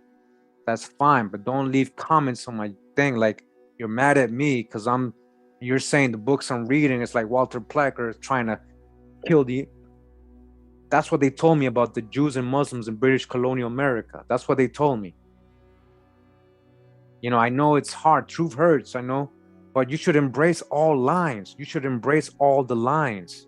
You're not responsible for what happened in the past, who your ancestors are.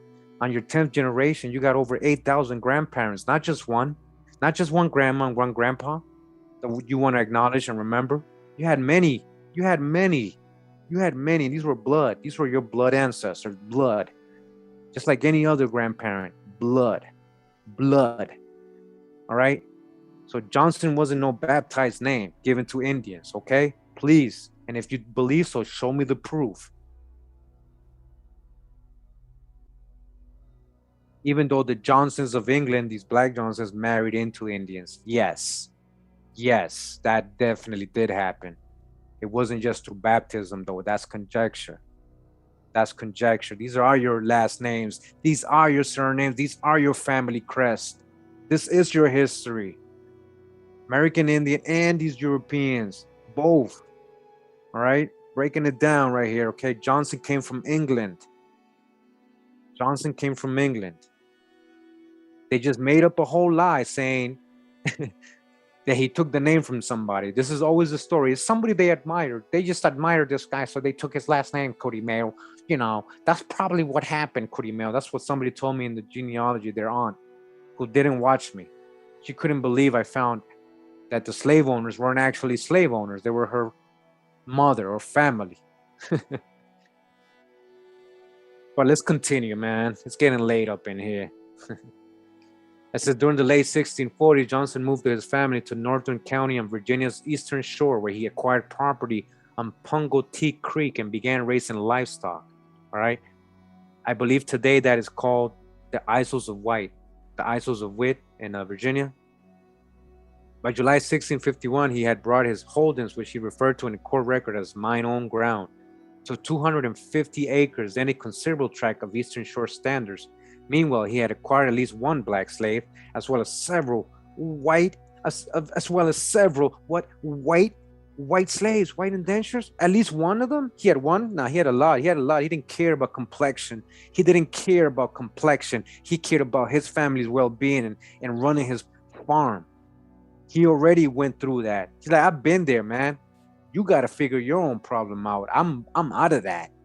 I got my freedom. I'm hustling now. Now you work for me. You work hard. In 7 years, you might end up like me. That's what it is, you know. Yeah, Mighty Lola, we actually showed that video. That's the controversial one that I got in trouble with YouTube because the lady's reading a census, right? I repeated what she said and they told me I couldn't say it. All right, that lady's full of hijack. Honestly, I had to correct her many times. You know, I didn't even want to show what she was saying, even though she's giving a lot of drop. She's making everybody Africans, even though she's reading the census and the census doesn't say African at all. She added that part. She added that part. Okay. So we got a black slave owner, Mr. Johnson, who came from England, got his freedom in 7 years. He wasn't a slave for life. He ended up having his own so-called black slaves and white. Now, see, they want to say black slave and white indentured servant. They don't want to say white slave, right? It was the same thing, because why? These blacks were indentured servants too. Again, they were indentured servants. They were indentured servants. Okay? 1 second here.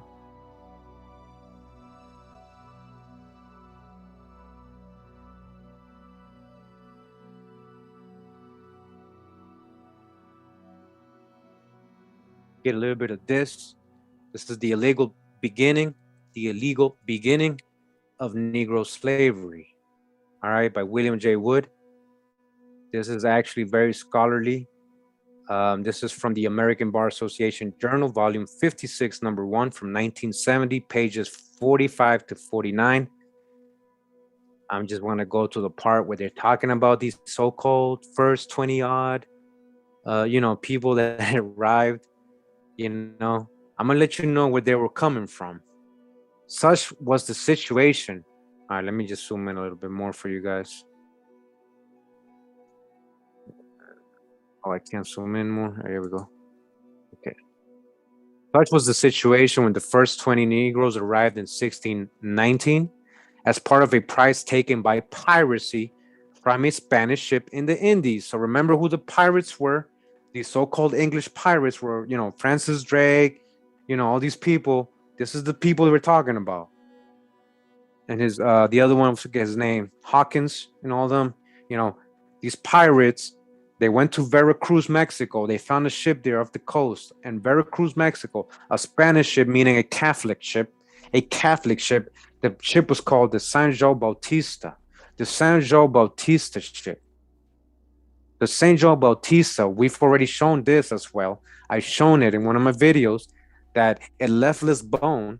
I believe it stopped in the Azores and went straight to America. It didn't stop in Africa.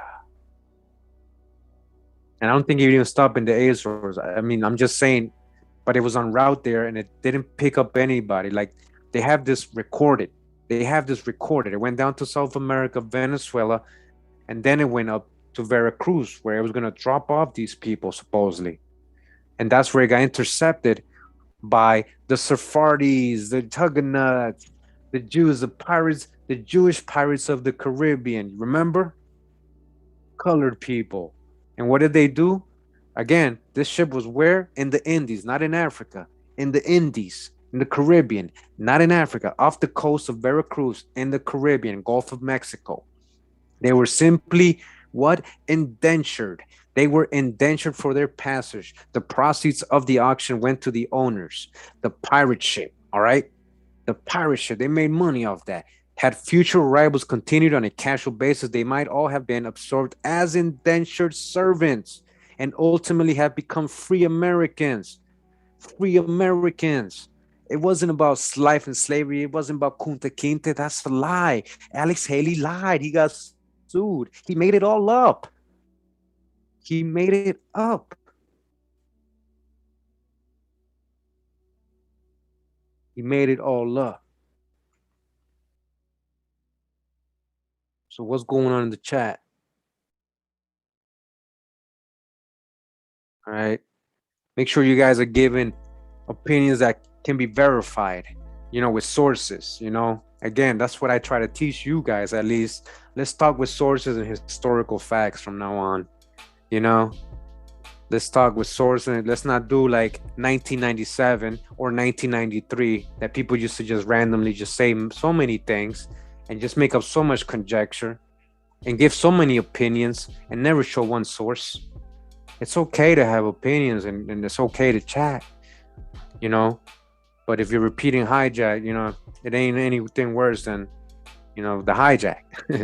So again, the reason I came here, I just wanted to remind you that these first 20 odd, what they call them, they were indentured servants.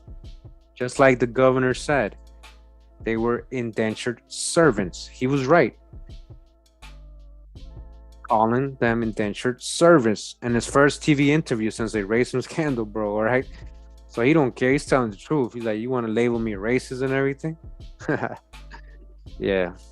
Hey, I know how that is, man. Don't worry, man. They're trying to do the same to me, man. So how did we get to all that, right? Let's go back. How did we end up all the way with Anthony Johnson and the 20 odd, the 20 odd, right? It means 20 something, which I learned later on. I used to be like, 20 odd? Why were they odd? Hey, man, sometimes I just don't, I didn't use my common sense. The first blacks to land in the colonies were the 20 and odd, right? Who were brought to Virginia in 1619. And again, they weren't the first so-called blacks. First of all, there was already black Indians here, right? There was already black Indians here. So how could they be the first blacks, right? The first crayon colors. Well, if that's what you mean, yeah, they might have been the first crayon colors that got here. The first crayon colors that had feet and hands and all that. So yeah, Indians, you guys were already here and you came. You guys were already here and you came. And even before this, we got this recently. I don't know if you guys remember, right? Allione came up to South Carolina in the 1500s, 1520s, right? Remember the Lost Roanoke Company? And remember all these Spaniards and the Sephardic Jews and then these indentured servers that were being left behind by Cortez and all these people. Allione brought up Caribs and Sephardic Jews, and he left about 200, 150, 200, I believe, 250 here. When they left, they just left them here. You think they all died? None of them got assimilated or, none of them amalgamated or just became Indians? Is that what you're saying? But these were so-called black people too, and this is historic. So how are you even saying these are the first blacks when you yourself told us, you recorded that Allione brought so-called Negroes up from the Caribbean? So mainstream contradicts itself a lot of times. You guys got to remember, dodge the hijack and then throw another blow. Wow. With the facts. You're wrong. It's not the first so-called blacks. Been here. Been here.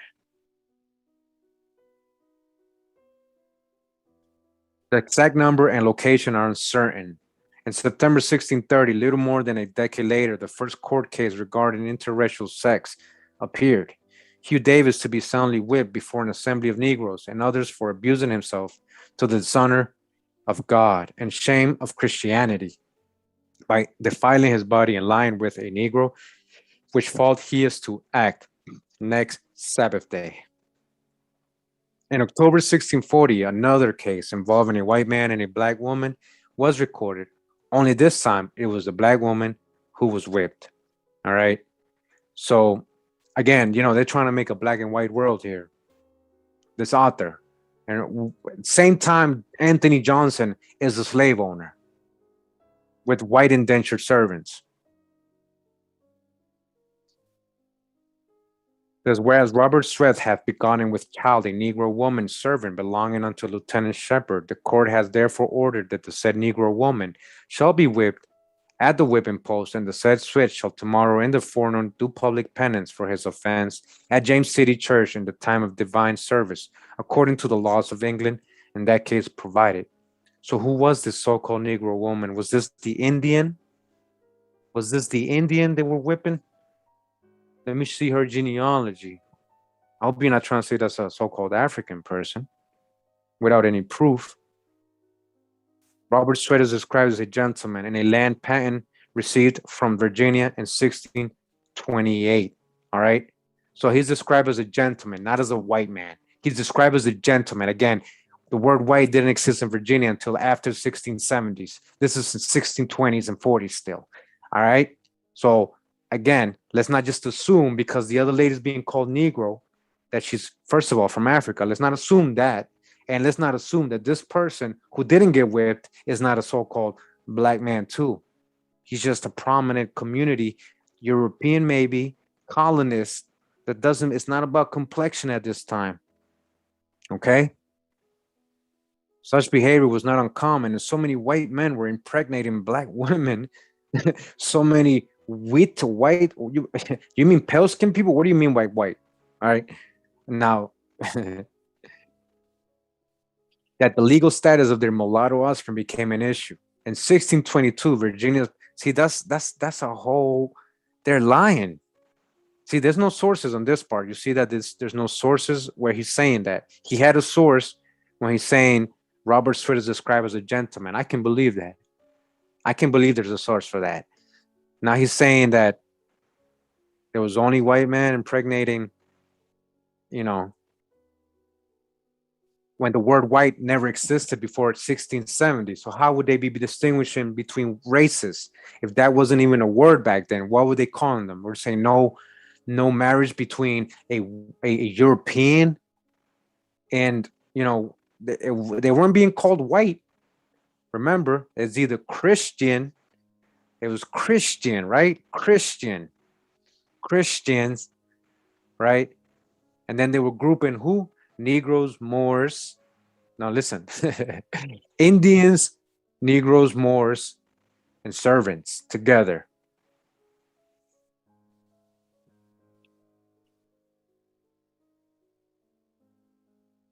All right. So, dodge the hijack. In 1662, Virginia passed formal legislation which resolved this question, and the process became the first country to legally address interracial sexual relations between whites and blacks. And again, this is, I believe, the time that they started talking about race in the 60s. This is almost 40, 50 years later. All right. Whereas some doubts have arisen whether children got by any Englishman upon a Negro. Okay, Englishman. It didn't call him a white man. Englishman. You see what the records really say? See how they switched the narrative. Upon a Negro woman should be slave or free. Be it therefore enacted and declared by this present Grand Assembly that all children born in this country shall be held bond or free only according to the condition of the mother, and that if any Christian shall commit fornication with a Negro man or woman, all right, Christian, again, not a white man, if any Christian, remember, who's the new Christians? I'll wait. Who was being called new Christians? I'll wait. Come on, tell me. Who was the new Christians? Who was the Protestants? Who was the Presbyterians? Some of these so-called converted Catholics. Who was these conversos? Who was the crypto Jews? Who was the crypto Moors? Who were going under Christianity? So a lot of people were Christians. A lot of so-called black people were Christians too. Oh, yeah. Yeah. So, but no, Kurimeo, they mean white people. No. Prove that to me. Prove that to me. I'm sure there was white people in that, but not all of them were white people. All right. Again, they're being very specific. They're not saying white. They're saying Christians. All right. Stop changing the narrative. Stop changing the word Negro into African. Stop changing the word Englishman or European or Christian into white. That's all you doing that on your own. That's all you guys doing that on your own. I know it's from doctrine that we received, and we're so used to thinking of that. We got to break the spell. We got to break that spell.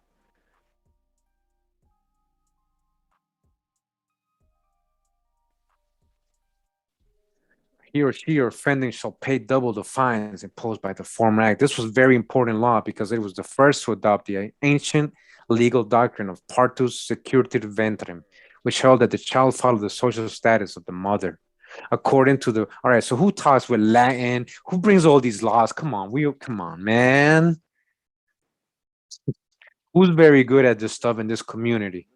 Starts with an M and then it has an O in it, and possibly an R and maybe an S. Who speaks this stuff? Hey, I see people's titles with this kind of language all the time. Asir, hey, my shout out to Asir with the Latin titles, yo. Which held that the child follows the social status of the mother.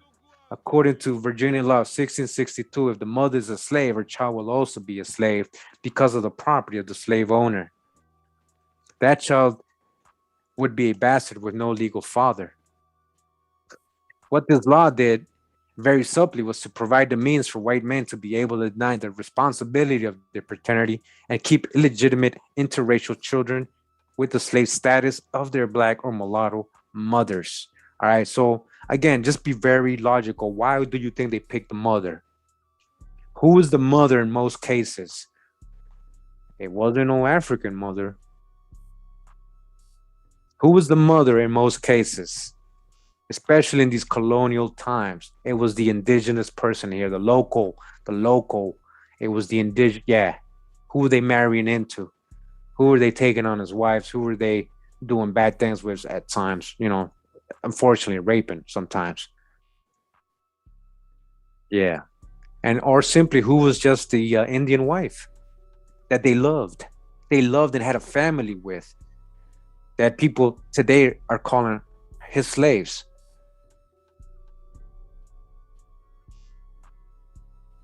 So yeah, they was like, yeah, let's just put the mother because most of the time it's gonna be an Indian, and the Indians are slaves. The status, indentured servant, whatever you want to call, you know. So it worked out for them. That way, most of the males, the Europeans were coming. Most of them, not all of them, right?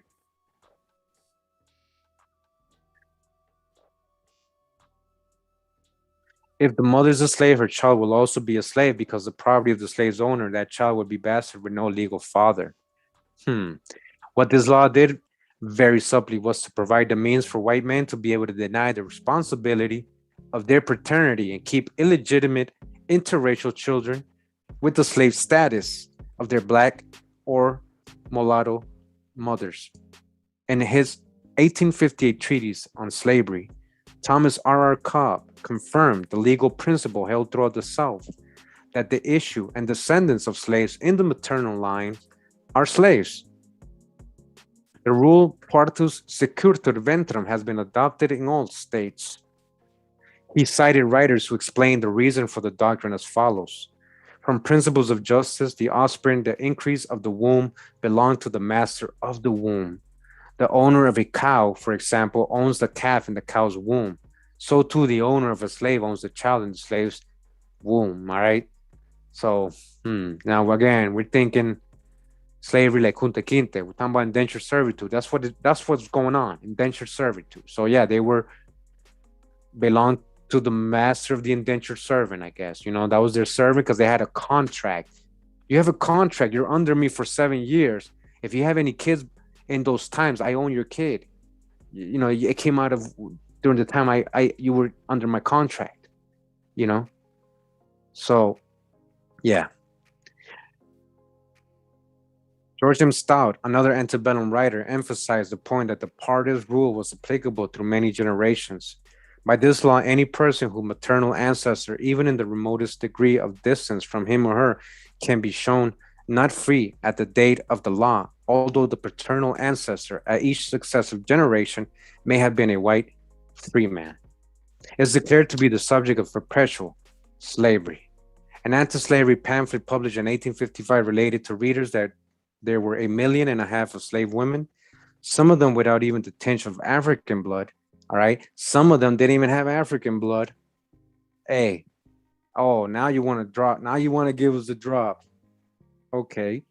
Their white children would also be slaves. A year later, Judge William D. Kelly of Philadelphia spoke of how subsequent generations of admixture produced white slaves and their subjugation under partis after the mulatto. The second cross is a quadroon. Trace it in geometrical progression. In the next, there is but 1/8 of Negro blood. In the next, only the fourth cross. There is but 1/16 of Negro blood. And where the taint is so slight as that, who shall trace it? Who shall discover it? It has reached a point for many of their slaves have less than 1/16, have but 1/32nd part African blood in their veins. Do you see what they're literally telling you right here? Now they're making up a conjecture that they're saying is because of all the admixtures over the years, but they're starting to see that none of these people have really any trace of African blood still left, supposedly. Is that really African blood, or do they mean the indigenous blood, or even these runaway black Europeans indentured blood? Europeans, like the unwanted, all the ones they didn't want over there, they were sending over here since since Columbus. But again, yeah, many of those are really the indigenous population of America. So they're saying like, wow, man, you're talking about 1/16th, 1/32th. My, come on, man, you're ridiculous. 1/16th, 32nd part. Come on, man, 32nd part. Come on, man. In their veins, but so long as the mother's a slave, though she has but 1/32nd part of African blood and the father have none, the child is still a slave. So they're trying to literally telling you straight up, being African has nothing to do with being a slave, because none of these people were showing blood of it. None of them really had the blood. His condition following that of his mother on the principle partis securitatis ventrum, the doctrine of white slavery, is no mere abstract theory of the South. It wasn't because they were African that they were automatically born slaves, because the mom usually had that status, whether she was an indigenous woman or a black European or even a pale-skinned person. Speaking before the House of Representatives in 1860, Congressman Harrison G. O. Blake of Ohio said, "You hold a man in slavery who is born of a slave mother, without reference to the amount of Negro blood in his veins, a man having so slight an admixture of Negro blood that you can discover no difference between him and the pure Caucasian, is to all intents and purposes a white man." And just such men are held in slavery.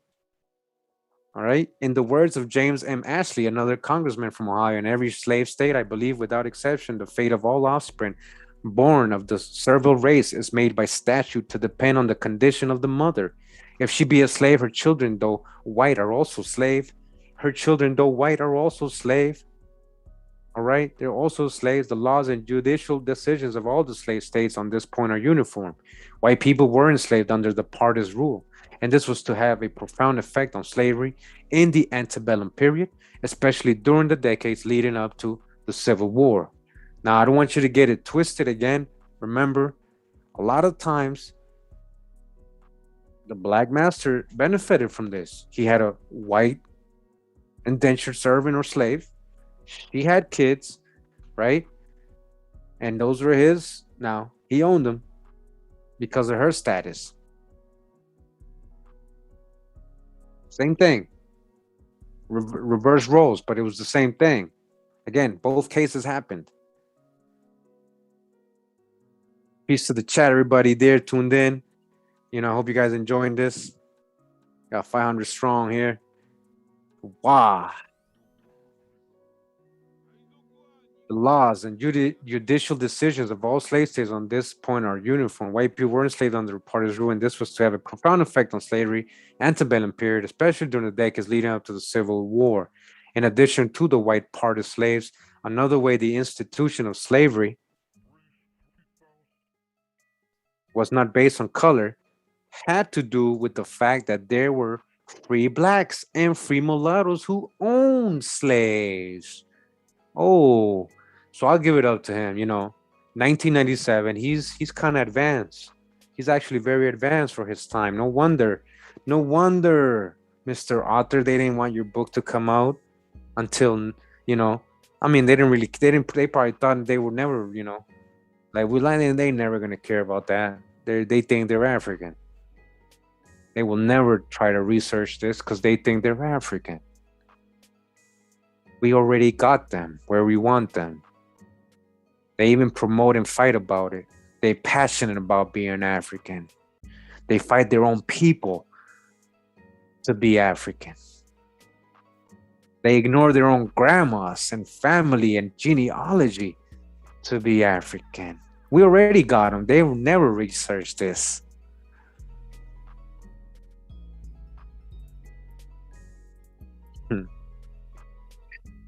But the fact is that there were free blacks and free mulattoes who owned slaves. And this is what we've been learning a lot, right?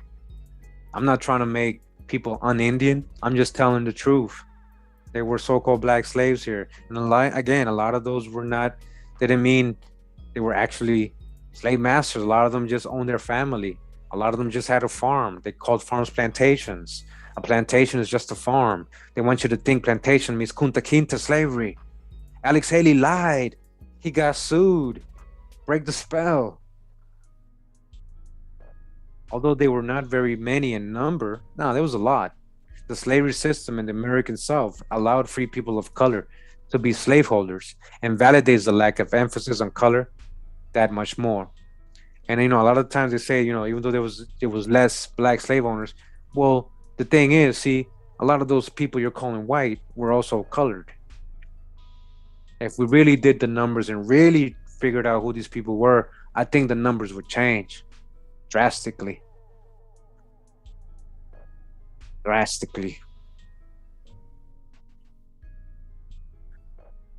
Just as a slave could have either dark skin or white skin, the same held true for the slave owners. All right? It was the same for the slave owners. On many genealogies, we find many black slave owners, and it turns out their family or not, or it turns out they just had workers. They just needed to run their farms, Indentured servitude was the way to get free labor. That was the way to legally get help, head right system and everything. It was regulated everything. So, slave owners were also white and dark. George M. Weston wrote the following in 1856: Negroes legally may be and often are slave owners. Often, 1856, often are slave owners. It is popularly supposed that masters of the South are whites and the slaves blacks or Africans, in quotes. It is supposed, right? That's not true. The truth is, the law of Southern slavery does not prescribe any color or race for either masters or slaves. And in point of fact, the institution does not rest upon distinction of race at all. At all. It's not about color. I've been telling you, it's not about the complexion. In comments directed to Southerners in the House of Representatives, Congressman Harrison G. Blake, cited above, observed in some of, if not all of the slave states, you permitted a man of Negro blood, and even a full-blooded Negro, if free himself, to hold slaves. In some instances, the master has a much larger proportion of Negro blood in his veins than some of those he holds in slavery. Who's more Negro? The slave master than the actual slaves. In many cases, from the historical perspective. See, now when he was talking, all this stuff he was saying right here, it's all verifiable. He even has a source here at the end. He has quotes from people you can verify. This whole, he sounded really intelligent and no hijack involved in all this whole paragraph when he went with facts.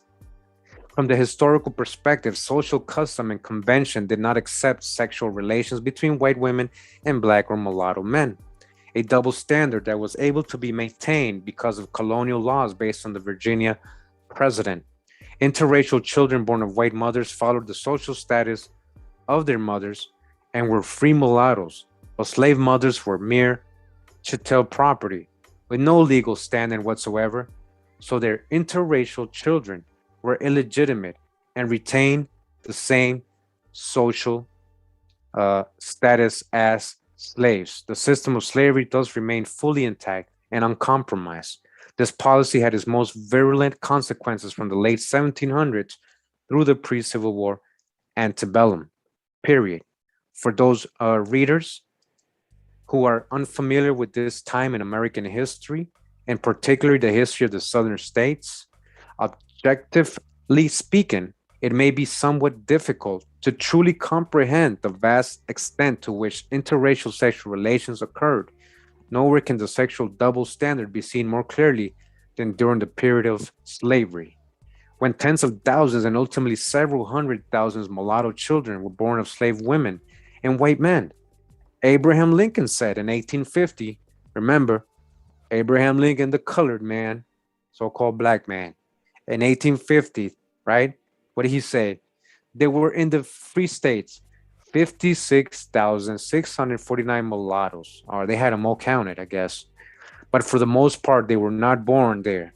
They came from the slave states, ready, made up. Mulattoes, right?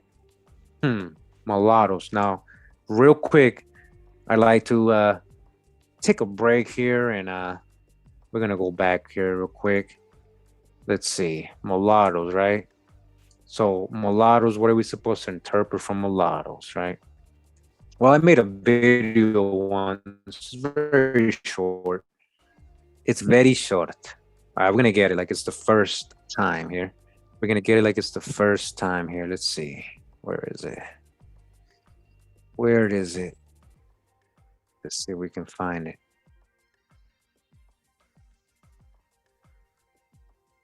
Let's see if we can find it here. All right, 1 second.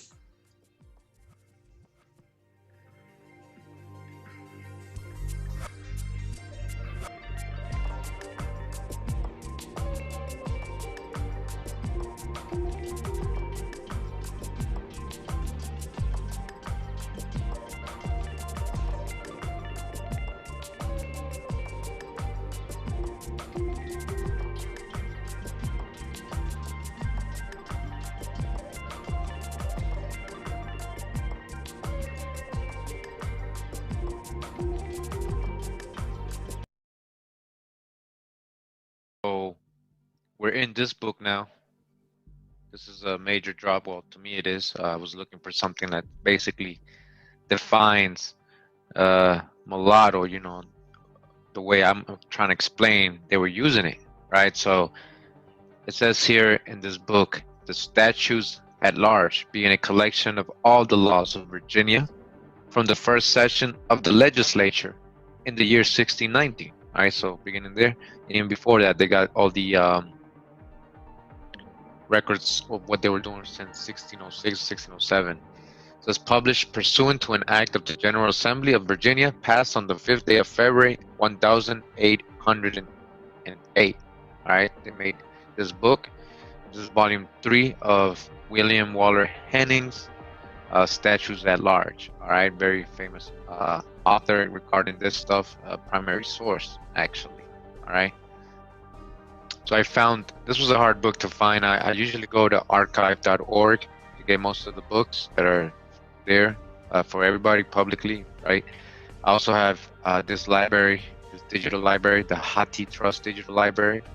All right, and that's where I found this statute book that we're going to read, because I couldn't find it in the archive. It was, so I use a lot of different alternatives sometimes, but I'm glad I found it.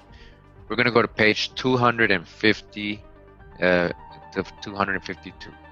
So we're on page 250 of this volume 3 of the Statutes of Laws of William Henning, and this is regarding chapter 4, right? And it says, an act declaring who shall not bear office in this country.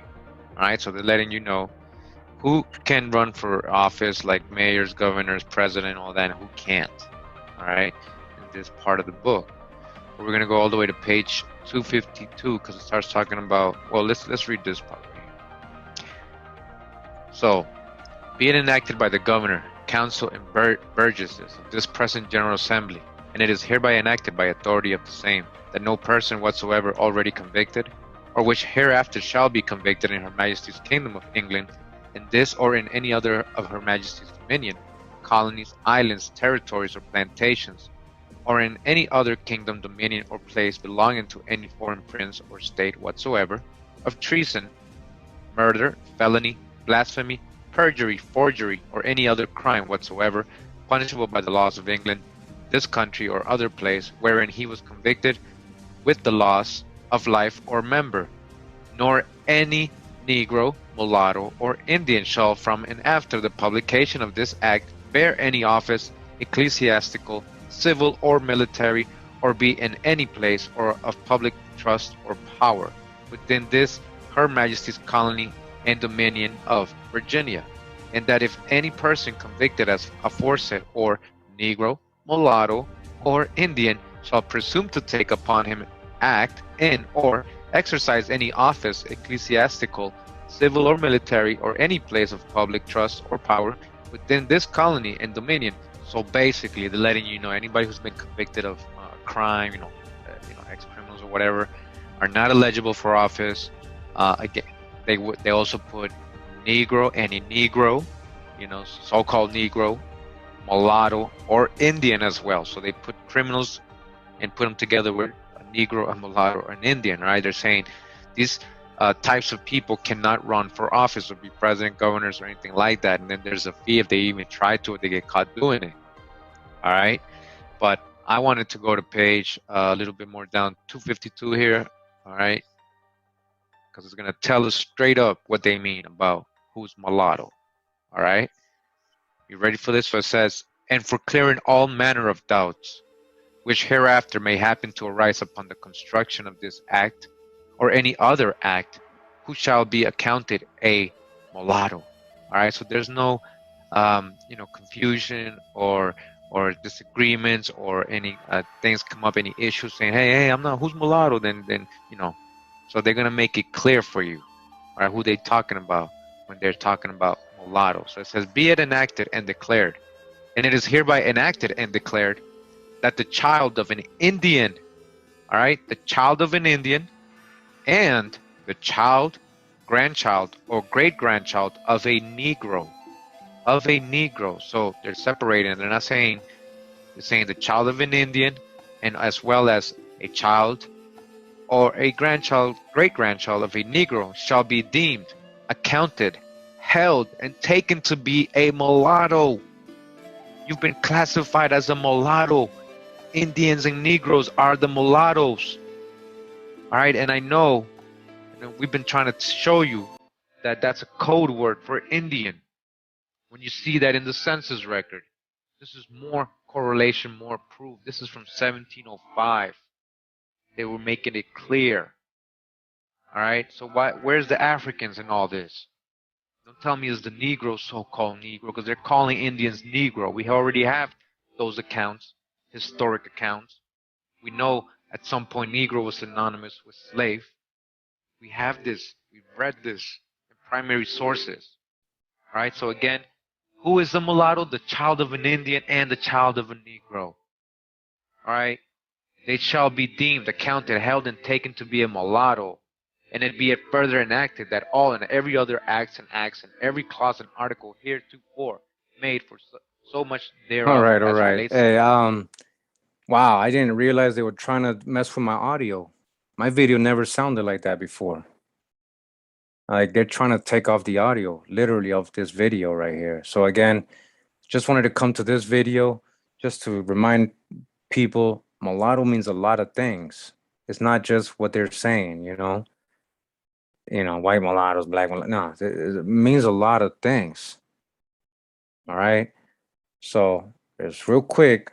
All right. I think I'm gonna end today's presentation right here. especially since we're off a little off topic right here, talking about Bible stuff in here and religion. Um, but I do want to show you guys something since you guys are so expert at things, right? Shout out to Kazruism from Instagram, Kazruism, and many other people who've shown this many times. All right, you guys want to know who Jesus is? And this is a future video, and I'm going ahead here. All right, but since you're here, since you guys are here already, do you know what the Algonquin and the Ojibwe Chippewa people called the sun? All right. From the new light from the Great Pyramid, an astronomical geographical system, blah, blah, blah. All right. So it says the sun was Jesus. Jesus. Geecis.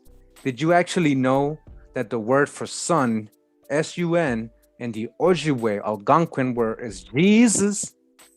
They even got Christotov, Jesus. All right, let's read a little bit about this. It says, let me see, where do we start?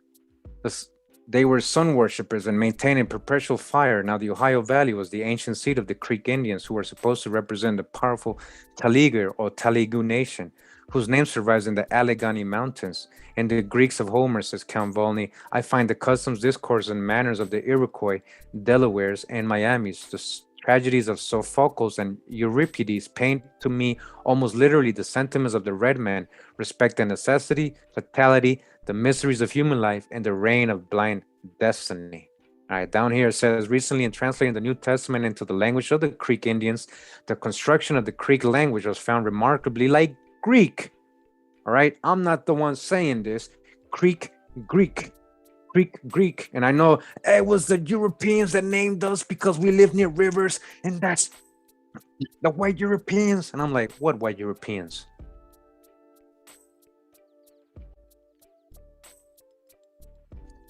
That's what they told you. That's what they told you they got the name from. And you're saying white Europeans, so you don't really know history because you're assuming all Europeans are white.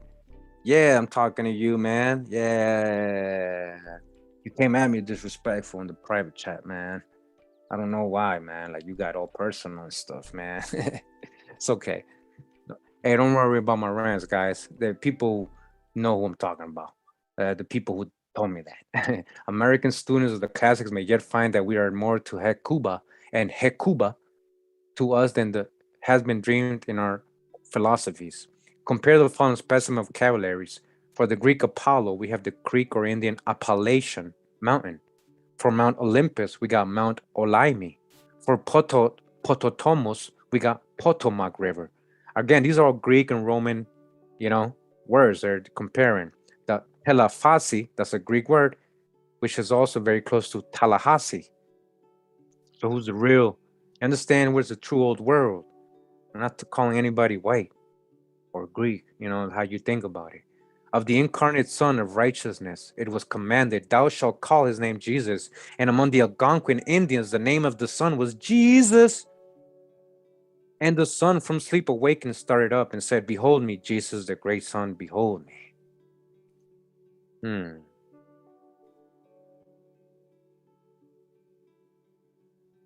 Says here, the moon is called Jesus, or when spoken of in contradiction to the sun, Dig Big Jesus, or night sun. The Indian in his wigwam, by Henry Schoolcraft.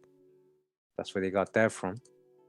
Says here, whispers of the ancient native tales of teaching and healing in our times. You guys are making me go ahead on a future video. I wasn't supposed to drop this. But shout out to Kazruin. Many people already have. I was just gonna, me, I got to get really deep with it though. I'm just covering the surface here for you guys right now. It was nestled in a grove of cottonwood and had tiny sweetheart stream flowing beside it, Sagasige, Jesus, or sun chaser, known to his people as Saga, and his Mate Anebesh, Amagado. All right, Jesus. The two great books of nature and revelation are the cosmos and the logos. What's to say here? Jesus, the great Son, behold me. Jesus. All right, that's enough. That's enough. You look up the rest. I'm making this up. It's part of their language. All right? It's part of their language. Ichi Manitou Jesus, the great mystery moon. So it means moon and sun. Waxes and wanes in the midst of winter's present. Jesus. So what do you see all over Jesus? All over his head? What do you see all over him? The symbology of Jesus, the sun, S-O-N or S-U-N. The sun, S-O-N or S-U-N. The sun. Y'all all need that Jesus. Y'all need that sun, man. Get that vitamin E. All right.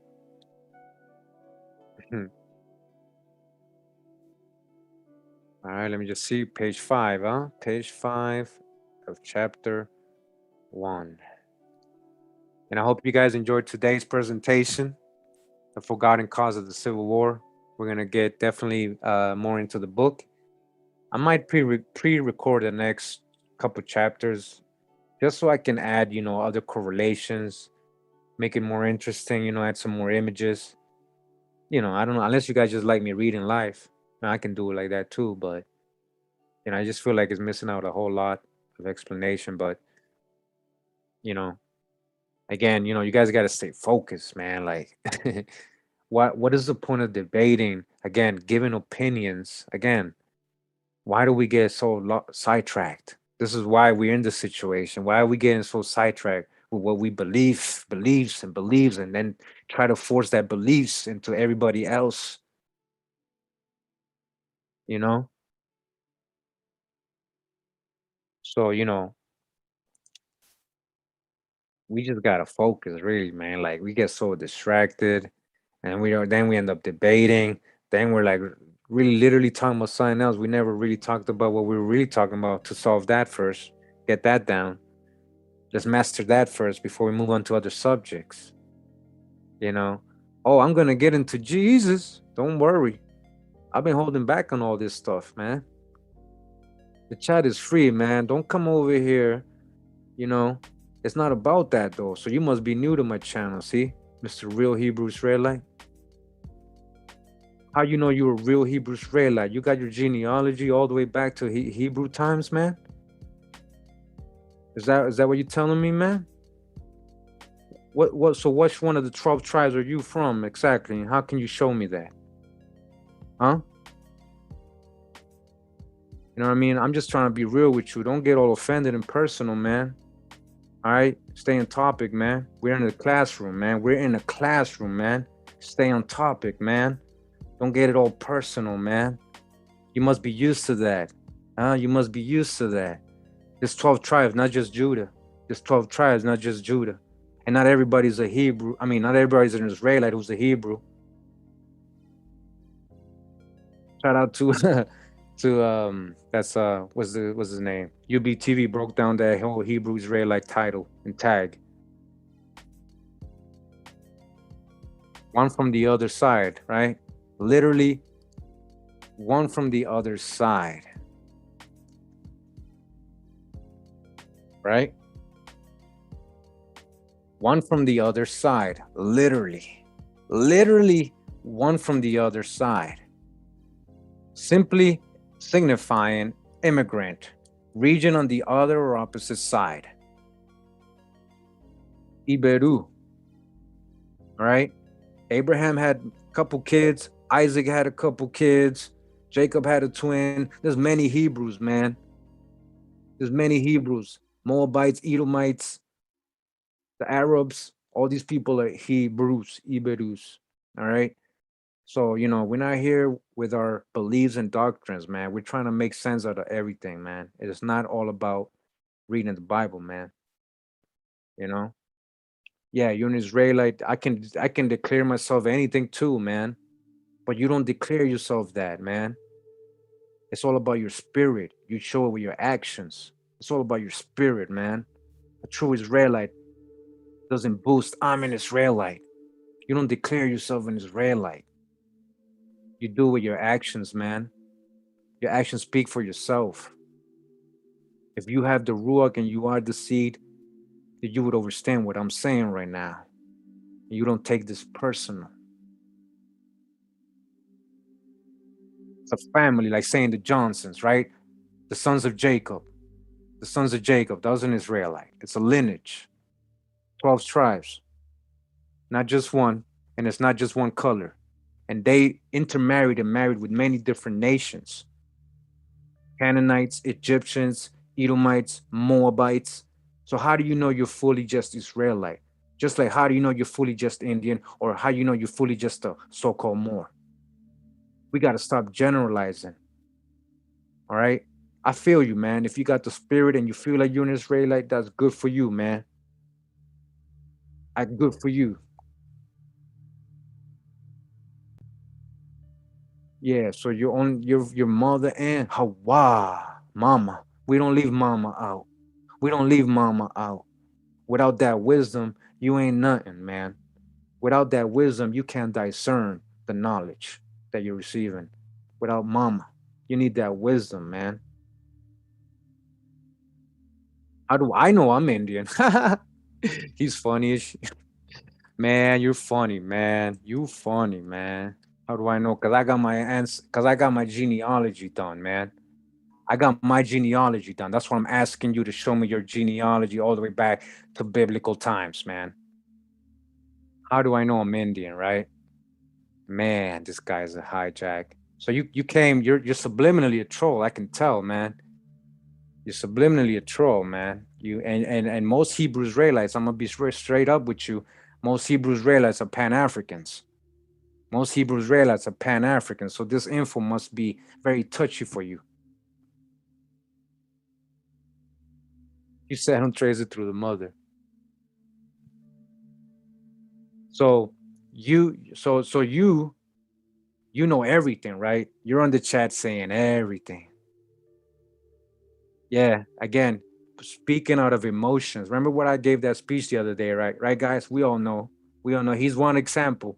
I'm glad he showed up. 500 people here listening right now. We got a guy named Real Hebrew Israelite who knows everything. He's an Israelite, declared officially. Like he got, and he only traces everything through the father's line, the male line. He don't care about any grandmas. He don't care about any grandmas.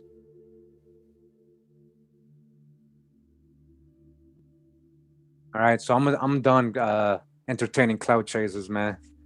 I'm done entertaining cloud chasers, and I see why I wasn't reading the chat the whole time until the end. I see why it got off topic. It was probably all your fault, man. It was probably all your fault. And instead of being a respectful person, you came in like an adversary. You came in to distract us. You came in here to push your doctrine on us. You came here to distract us when we were building positively. All right, man. So if you are, then you should know me. And if I've never come at you like this, then maybe you've never been on this hijack before. All right. So understand, man. We are not here to interrupt, change the subject, or talk about religions, man. All right. When I do my next Hebrew video, then you're more than welcome to, comment on whatever you like that we're discussing, man. All right. So if you've been following me for a year, you should know better than that, honestly, man. Because I'm a person. I'm not a robot. I got emotions because I'm passionate about this, man. I'm passionate about people generalizing. And you already admitted how you know I'm Indian. You said you've been watching me for a whole year. You're lying because I've shown my ancestry, man. You're a liar, man. False witness, man. False witness, brother. That's one of the commandments, man. I've shown my genealogy many times, man. Should already know, man. You still questioning? You questioning me? Like, where did that come from? That came out of nowhere. That's obviously you got a personal, man. It's obvious you got a personal, man. It's okay, man. I get many of you guys, man. I didn't see that video. Oh, it's a lot of videos you didn't see. Trust me, man. A lot of videos. But you should have known better to question me like that, man. Why would I be over here claiming anything? And I'm not just Indian, man. I told everybody in the show that I'm proud of all my lines on the paternal and maternal side, man. That's knowing thyself, really. How you know you don't got Hebrew Israelite on your maternal side, man, and you're missing out? How do you know you're not more Hebrew Israelite on your maternal side and you're focusing only on your paternal side, man? All right? Atemaine, cake sex. Who the hell are you, man? You came here with porn and stuff, man. Can you guys like please eliminate these people? That's Kitamaya XX in the webcams. He's here. He said he's here to question my authority. So he took the opportunity. It's the Bible's pick of mixed people. Oh, now you want to? So now you want to debate me or something? Like you're trying to debate me when you say you've been watching me for a year? You should know what I think about the Bible already, man. You should know what I think about the Bible already, man. So yeah, Katamaya, you're hidden. Okay, let me hit that porno thing. All right, you're hidden too. All right, thanks for coming through, man. You know, you're gonna have to create another account now to troll. All right. So dodge the hijack big time. I ain't falling to your games, man. I ain't those people you question. You don't question me, man.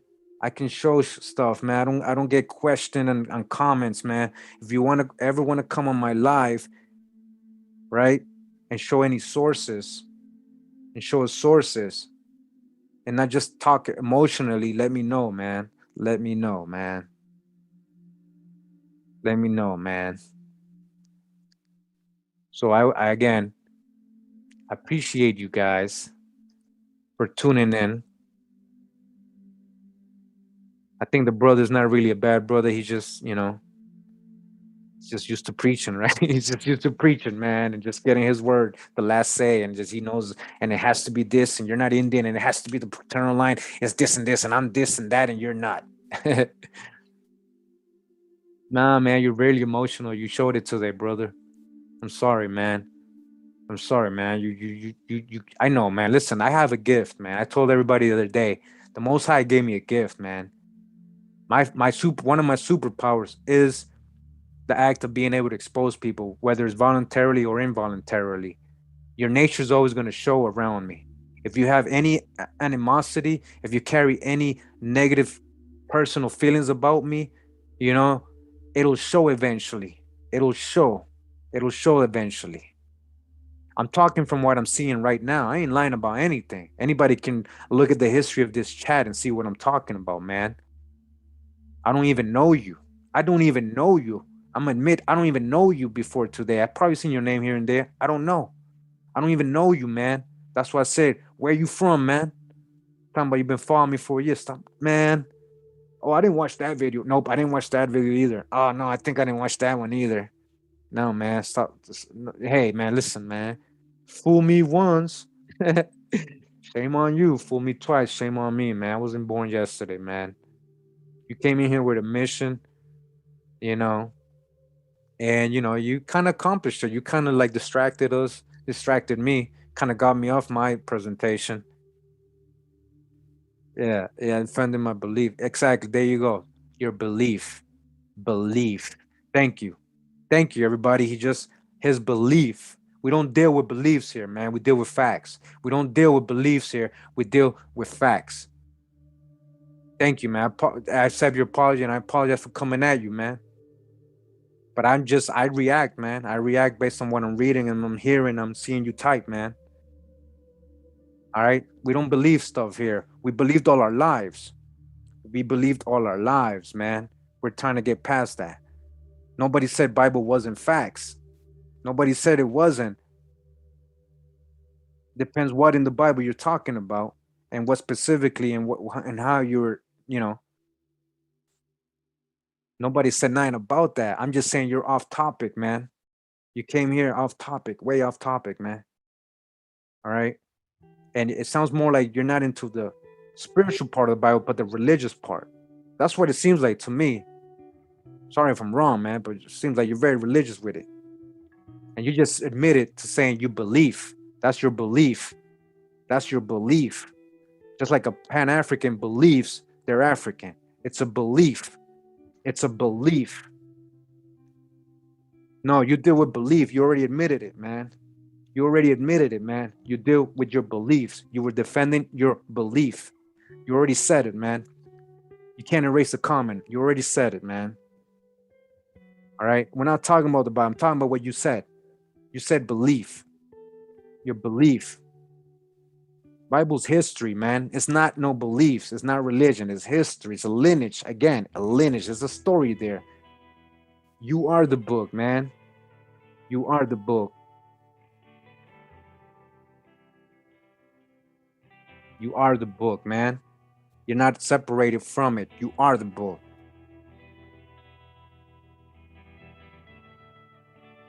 All right. No, I mean, you don't, nobody's really cares. Nobody's asking you. This ain't your platform. Nobody really cares to speak. You don't know. I don't really care to know about you, man. I know enough so far. You said enough today, man.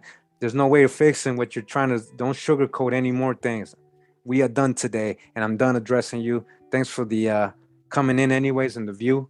I appreciated you entertaining my chat a little bit, at least, whatever. All right, this has been a presentation, The Forgotten Cause of the Civil War. We're going to continue this book, eventually. And let me get that song. Yeah, we got it here, man. It was fun, man. It was fun. Yeah. Da-da-da. Dun, dun, dun. Dun, dun, dun. Dun, dun. So if you hate me before, now you got a real reason to hate me, man. And talk about me and say he thinks he knows it all. He don't I don't know how you think I don't believe in the Bible, but I already know, not believe, know what's written in it, and I interpret it in my own way, man. I know how that relates to me personally in my history, not outside of it as a religion. All right. So you don't watch me. You don't really follow me that often. You would know better to ask me if I'm Indian. How do I know I'm Indian? Like, that's very ignorant, man. That was really ignorant, man. Because I wasn't even asking you anything, man. You're talking about Hebrew. You're talking about way back in time. I'm talking about something I can trace and show you, man. All right, so don't get all emotional next time like that and try to attack me personally, man. You ain't no sugarcoating that. You don't watch me, you don't follow me, you don't know me, man. Sorry, man. Appreciate all you tuning in. Just want to actually, before I left, I wanted to show you guys, I mean, it wasn't easy getting this. I mean, I guess the book is out. A lot of people have it now, but I mean, it took me a while to get it. Hold on, I'm looking for a page here.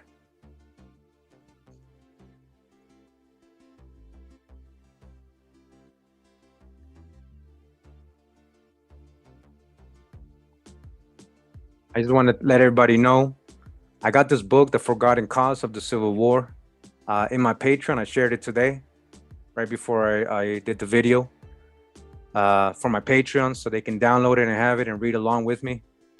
If you want to support me, you get access to the book. I had this book page by page, and I had to put it together in a PDF form. This book is thousands of dollars online. All right. The Poet on Tribes, great book. I got my colorized images. Many books. I got magazines here. I mean, tomorrow's a new month, so I'm gonna share a lot more new things this next month. Every month I share about 2 or 3, 4 things.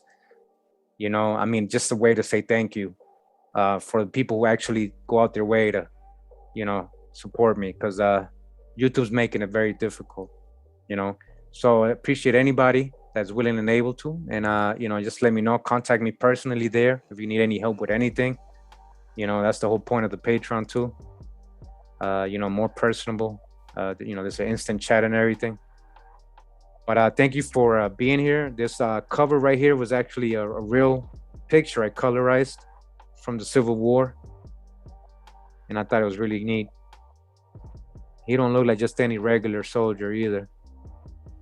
You know, the other cause of the Civil War.